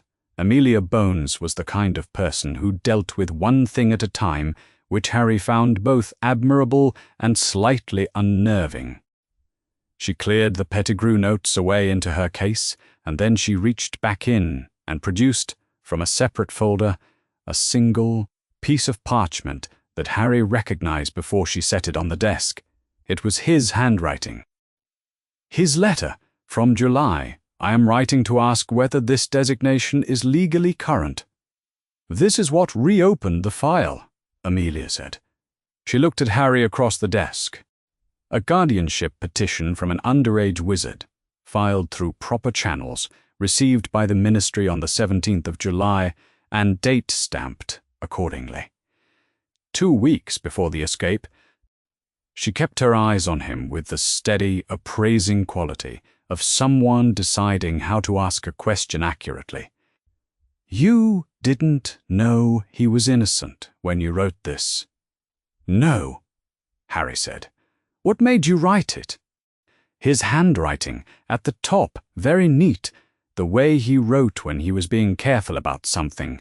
Harry James Potter, 4 Privet Drive, I've the date. No one told me, he said. About the will, about the name. I found it in a Gringotts letter, and I didn't know what it meant, but my parents chose someone for me, and then he was just gone and no one said anything. He looked up. I thought someone should ask. Amelia Bones looked at him for a moment longer.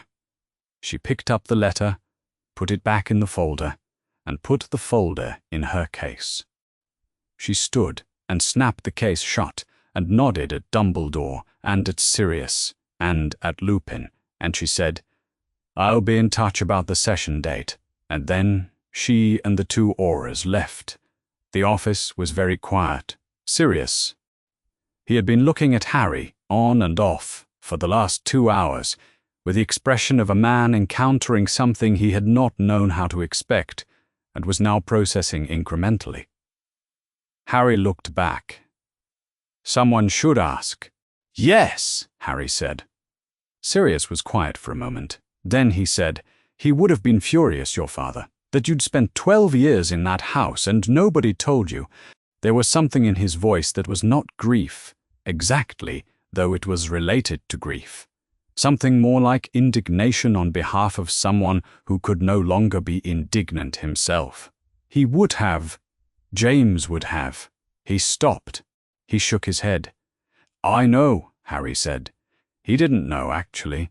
He had no idea what his father would have been. He had an outline and a photograph and a name on a map. Prongs, the stag, the 4th marauder, and no way to make those things into a person. But he knew that the man in the chair across from him had known that person, and that the knowledge still cost him, and that the letter in Amelia Bones's case had done something neither of them had quite intended when Harry had sent it from his bedroom window in July. He thought that was worth sitting with. The Wizengamot chamber was underground, and it felt like it. Harry had been in the Ministry of Magic once before, briefly, and it had given him the impression of a place that had been designed to convey authority rather than to house it, all gleaming floors and gilded ceilings, and the ostentatious business of importance. The Wizengamot chamber was different. It was deep and cold and circular, with stone benches rising in tiers around the central floor, and it had the specific weight of a room in which consequential things had happened. Whether those things had been just was a separate question. 50 members in plum-colored robes, embroidered with silver, were already seated when they were brought in. The gallery above was fuller than Harry had expected. Ministry staff, he thought, and perhaps people who had been told and had come to watch, because word had traveled despite everyone's efforts, the way word did. He had come with Amelia Bones and the 2 Aurors from Hogwarts, and Sirius had come in ministry holding clothes which were grey and plain and which made his gauntness more visible rather than less. Dumbledore was at the head of the chamber, robed in deep blue, and he was already standing. Before these proceedings begin, Dumbledore said, without preamble, in the carrying voice Harry associated with announcements at Hogwarts, but stripped of the warmth he gave those moments. I am required by my own conscience. I was present in 1981. I made decisions in the aftermath of those events that are now under review in this chamber. I ask whether the Wisengamot wishes me to step aside. A brief stir. Then the witch, immediately to Dumbledore's left, who was old and had the look of someone who had seen most of the things that could happen in this room, said, "Sit down, Albus," in a tone that was not unkind. Dumbledore sat. Pettigrew testified first. The Verite Serum was administered by a ministry healer in the clinical, unhurried manner of someone performing a procedure rather than extracting something. 3 drops on the tongue, a wait of 30 seconds, and then the glazed, cooperative quality that came over Pettigrew's face like a cloud passing in front of something. He sat in the chair on the chamber floor, and he answered the questions Amelia Bones put to him, and the answers were not different from what he had said in Dumbledore's office in April. But they were worse for being said here, in this room, in front of 50 people in plum-colored robes and a full gallery, and a man with grey eyes who sat and listened without moving. He had been the secret keeper. He had offered himself to Voldemort in November 1981. He had given the address at Godric's Hollow. Sirius Black had not known the address. The entire mechanism of the Fidelius charm meant that Sirius Black could not have known. He had killed the 12 Muggles himself, detonated the street, framed Sirius in the seconds before he transformed, and he had run. Sirius Black had never cast a spell at anyone on that street. In the gallery, Cornelius Fudge went very pale. Harry watched him from across the chamber. Fudge was sitting with 2 aides, and he had the look of a man doing the arithmetic of his own future and finding that it was coming out wrong in every direction, simultaneously. Harry was called next. He had thought about what he was going to say. He had thought about it for 2 weeks, since the session date had been confirmed in the methodical way he thought about things when the thinking mattered. He walked to the chair on the chamber floor and sat, and he looked up at the tiers of plum-colored robes, and he said what he had been going to say. He explained the Gringotts notice. The standard 7-year estate review. Schedule A. Instrument 14. Guardianship designation per the last will and testament of James Charles Potter, dated October 1980. The clause that named Sirius Orion Black. He explained that he had never heard that name before, that he had not known anyone named in the will existed, that he had sent a letter to the ministry in July 1993, asking whether the designation was legally current, because no one had ever told him it was there. I didn't know he was innocent, Harry said. He was aware of Sirius across the chamber, and aware of the 50 members watching him. And he kept his voice level, because he had decided to be very clear. I didn't know anything about a trial. I only knew my parents had named him, and no one had ever said why he wasn't there. One of the Wisengamot members, a wizard with a grey beard who had been taking notes throughout, looked up. Mr. At this point in the proceedings, having heard Mr. Pettigrew's testimony. Are you afraid of Sirius Black? Harry looked across the chamber. Sirius was in the seat against the wall, flanked by Bones's auras, wearing grey ministry clothes, and he was looking at Harry with the focused grey eyes that Harry had first seen in an empty classroom in April, and which were now as then. No, Harry said. Sirius spoke last. He had not spoken in the chamber yet. He had sat through Pettigrew's testimony and Harry's testimony and a procedural argument between Amelia Bones and the minister's representative, with the stillness of a man who had decided where his energy was and was not going to be spent. When Amelia Bones called him to the chair, he stood, and he walked to it, and he sat, and he did not look at Pettigrew.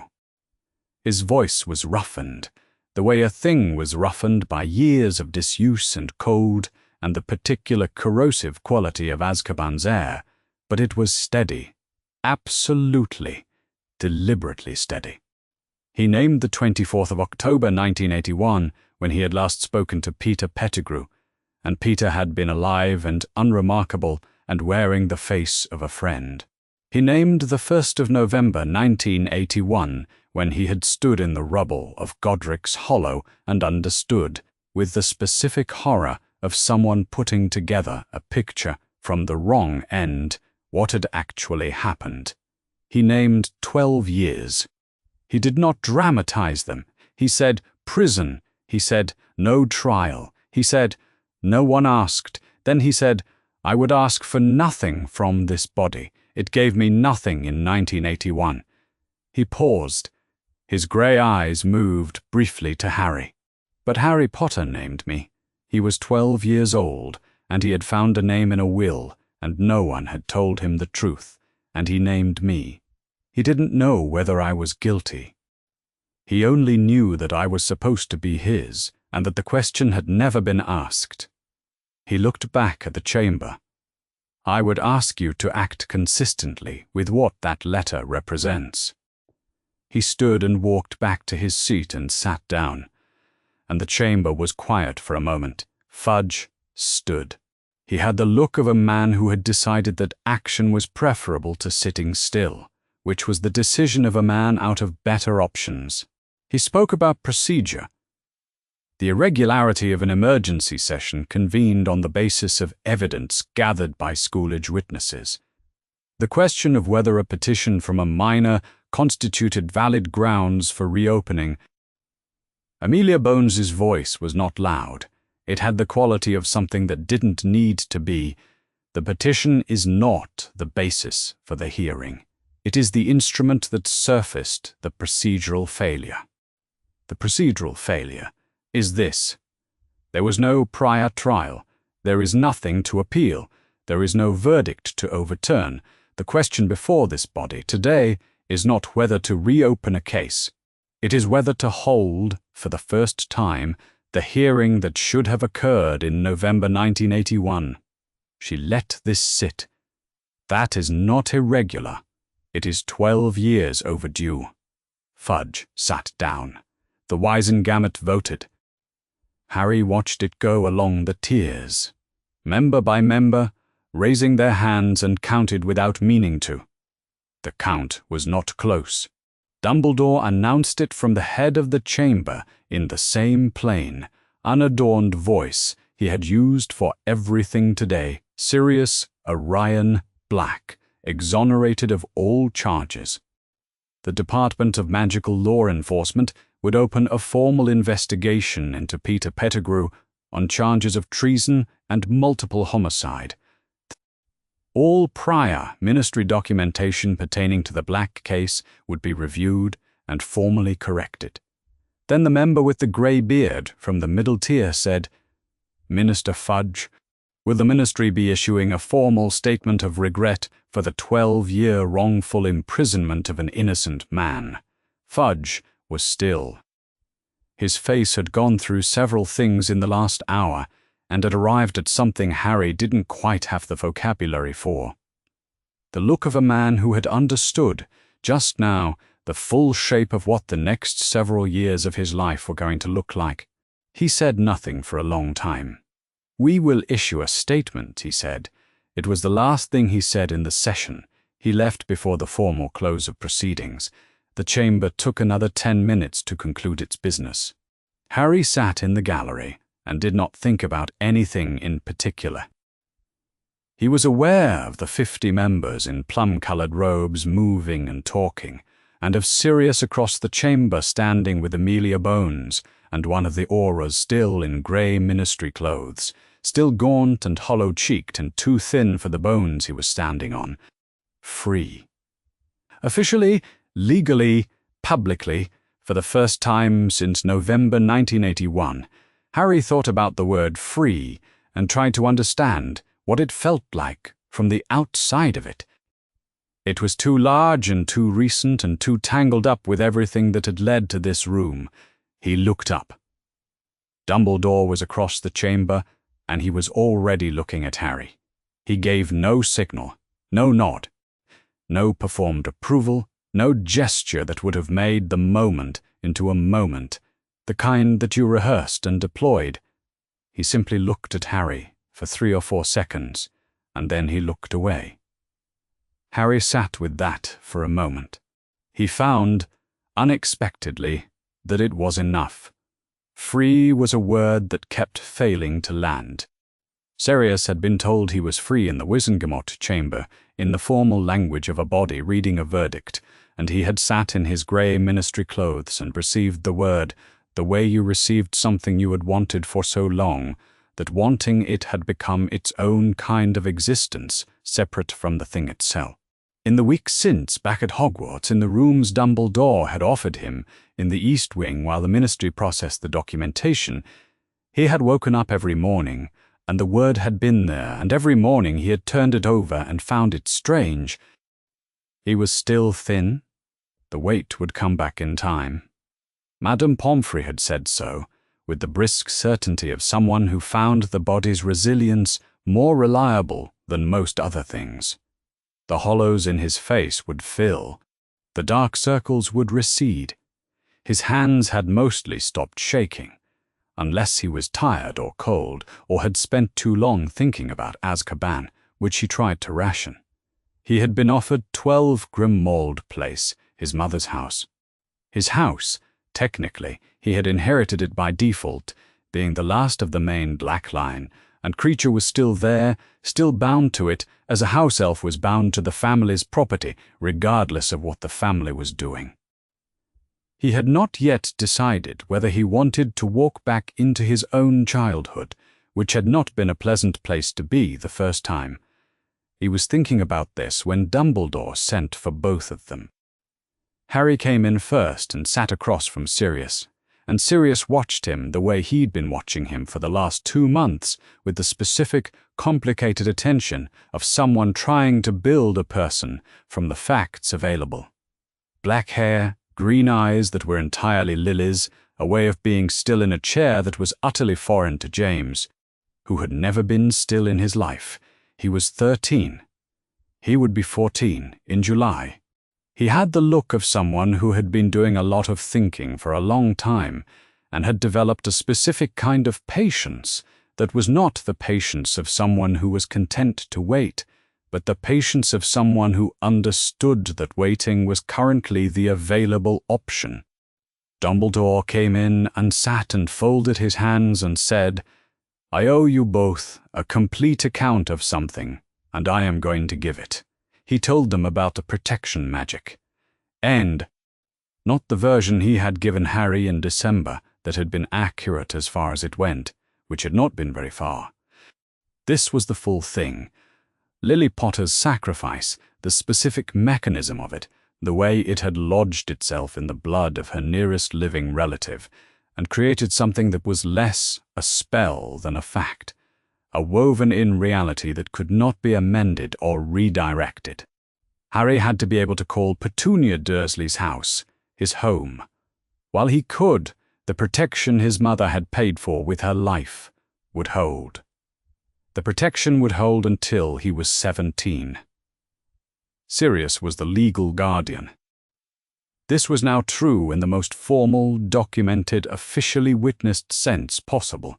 He could make decisions for Harry about schooling, about medical care, about the 100 routine administrative facts of a person's life. He could not take Harry to live with him without unwinding the thread his mother had woven into the fabric of Harry's continued existence. Dumbledore stopped talking. The office was quiet. "Lily," Sirius said. He said it not to either of them, but to the air of the room, as though naming a fact that the room needed to contain. He sat with it for a moment. Then he looked at Dumbledore with grey eyes that were not precisely the eyes Dumbledore had seen last in 1981. 12 years had done things to them, and he said, "You could have told me this in 1981. "Yes," Dumbledore said. Sirius looked at him. Sirius was a man who had, in Harry's observation, spent most of the last 2 months being extraordinarily controlled about what he said and when. as though he was aware that 12 years of Azkaban had a way of making a person's inner states come out at inconvenient speeds. He looked at Dumbledore now with the look of someone deciding whether this particular thing needed to come out now or could wait for a quieter room. "I'm going to need some time," Sirius said, "before I decide how to feel about that." "That," Dumbledore said, "seems entirely fair." He stood and did not linger, which was the most considerate thing he had done in Harry's experience of him. The door closed behind him with a gentle click. Harry looked at Sirius. Sirius looked at Harry. "I don't know what to ask," Harry said. This was not quite true. He had 17 different questions. He had been accumulating questions about his parents since he was 6 years old, but it was true enough.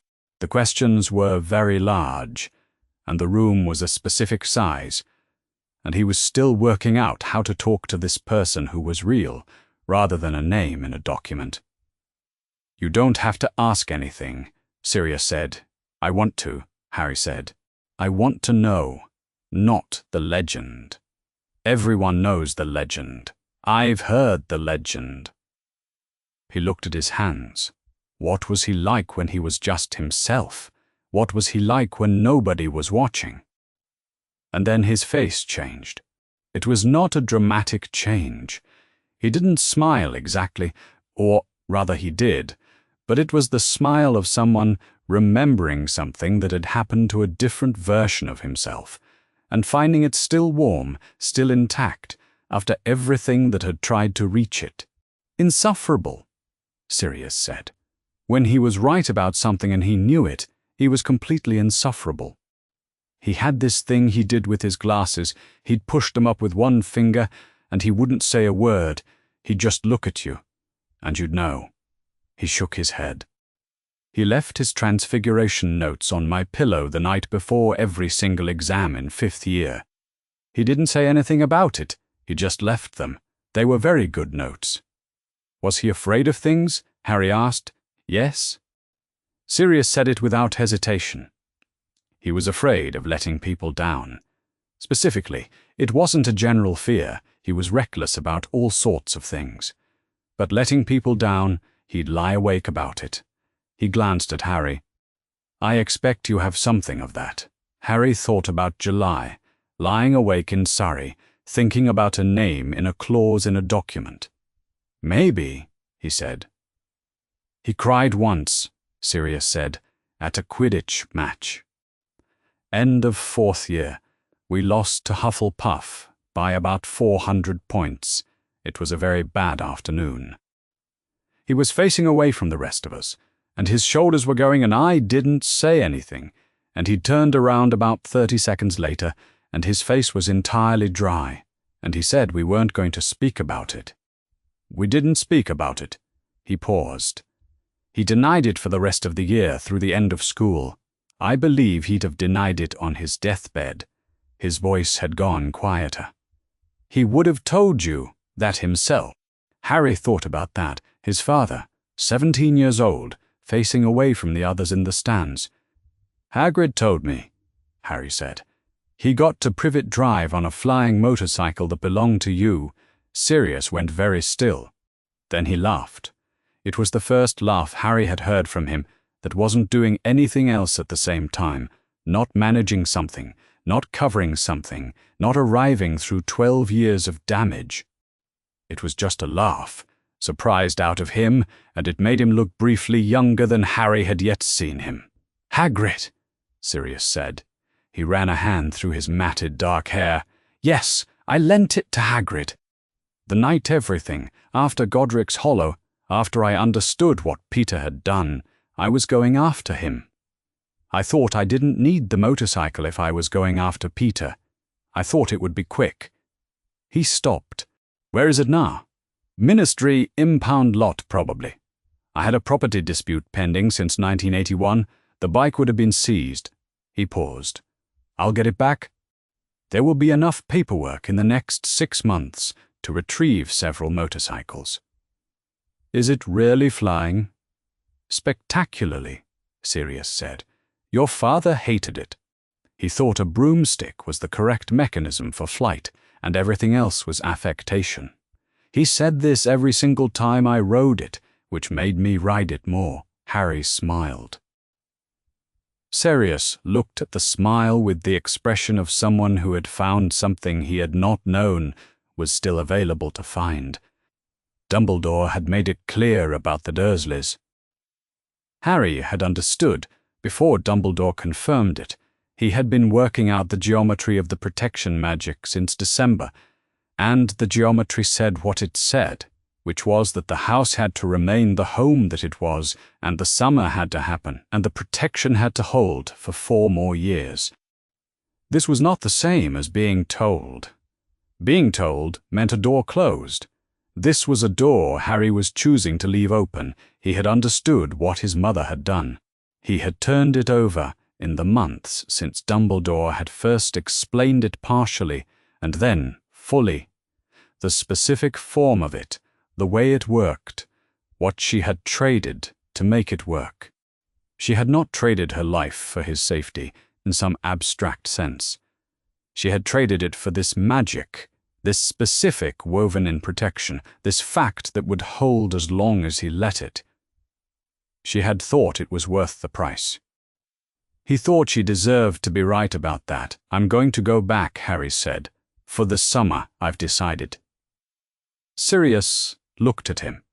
Not because I have to, Harry said. Because she gave, because it was hers, and it works. And I'd rather not be the reason it stops working. He looked at his hands. 4 more summers, 14 to 17. It's not, he stopped. It's manageable. Sirius was quiet for a moment. His grey eyes were very steady. No, Sirius said. It's not manageable. It's 4 summers in that house, and it's not manageable. But you've already decided. He looked at Harry with the expression of someone recognizing a quality in another person that they have seen in someone else. Very like your mother.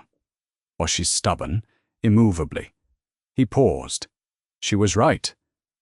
More often than anyone who is that stubborn has any right to be, your father found this both deeply attractive and enormously inconvenient. Harry laughed. It surprised him. They were quiet for a moment, companionably in the way of people who had not yet found the shape of how to be with each other, and were finding that the shape was starting to suggest itself anyway. I'll be at King's Cross, Sirius said, in September when the train goes. Harry looked at him. Not a promise of everything, Sirius said. I know it's not, I know I can't. He stopped. One thing, one specific thing. I'll be there. Harry thought about the platform in September, the particular beautiful chaos of it. Families and trunks and owls and the Hogwarts Express going brick red against the grey of King's Cross. He thought about September of this year, which had been an arrival rather than a departure, and about standing on the platform with the weight of what he knew and no one else knowing he knew it. He thought about September of next year, and a gaunt, grey-eyed man who would not yet be entirely restored to himself, but would be standing on the platform because he had said he would be. He thought about a letter written in early July 1993 in a kitchen in Surrey, addressed to the Ministry of Magic in the neat, careful handwriting he used when something mattered. He had not known what Sirius was accused of. He had not known whether the claim would be honored. He had not known whether the man his parents had named was dead or alive, or damaged beyond the point of being either. He had known that a name existed, and that the silence around it was wrong, and that someone should ask. He had sent the letter. He had sent it because it was the only thing available to him at the time, and because doing something was different from doing nothing, and because the alternative was to go to bed knowing the question and having decided it wasn't worth asking. It had turned out to be worth asking. It had turned out that the question, asked in the right place at the right time with his name on it, had opened a file that had not been opened in 12 years. It had turned out that a date stamp on a piece of parchment received by the ministry on the 17th of July, 2 weeks before an escape from Azkaban, was a legal record that could not be quietly put aside. It had turned out that someone else had been looking at the same file for reasons of her own, and that the letter had given her a mechanism that the file itself had not. He had sent it because someone should ask,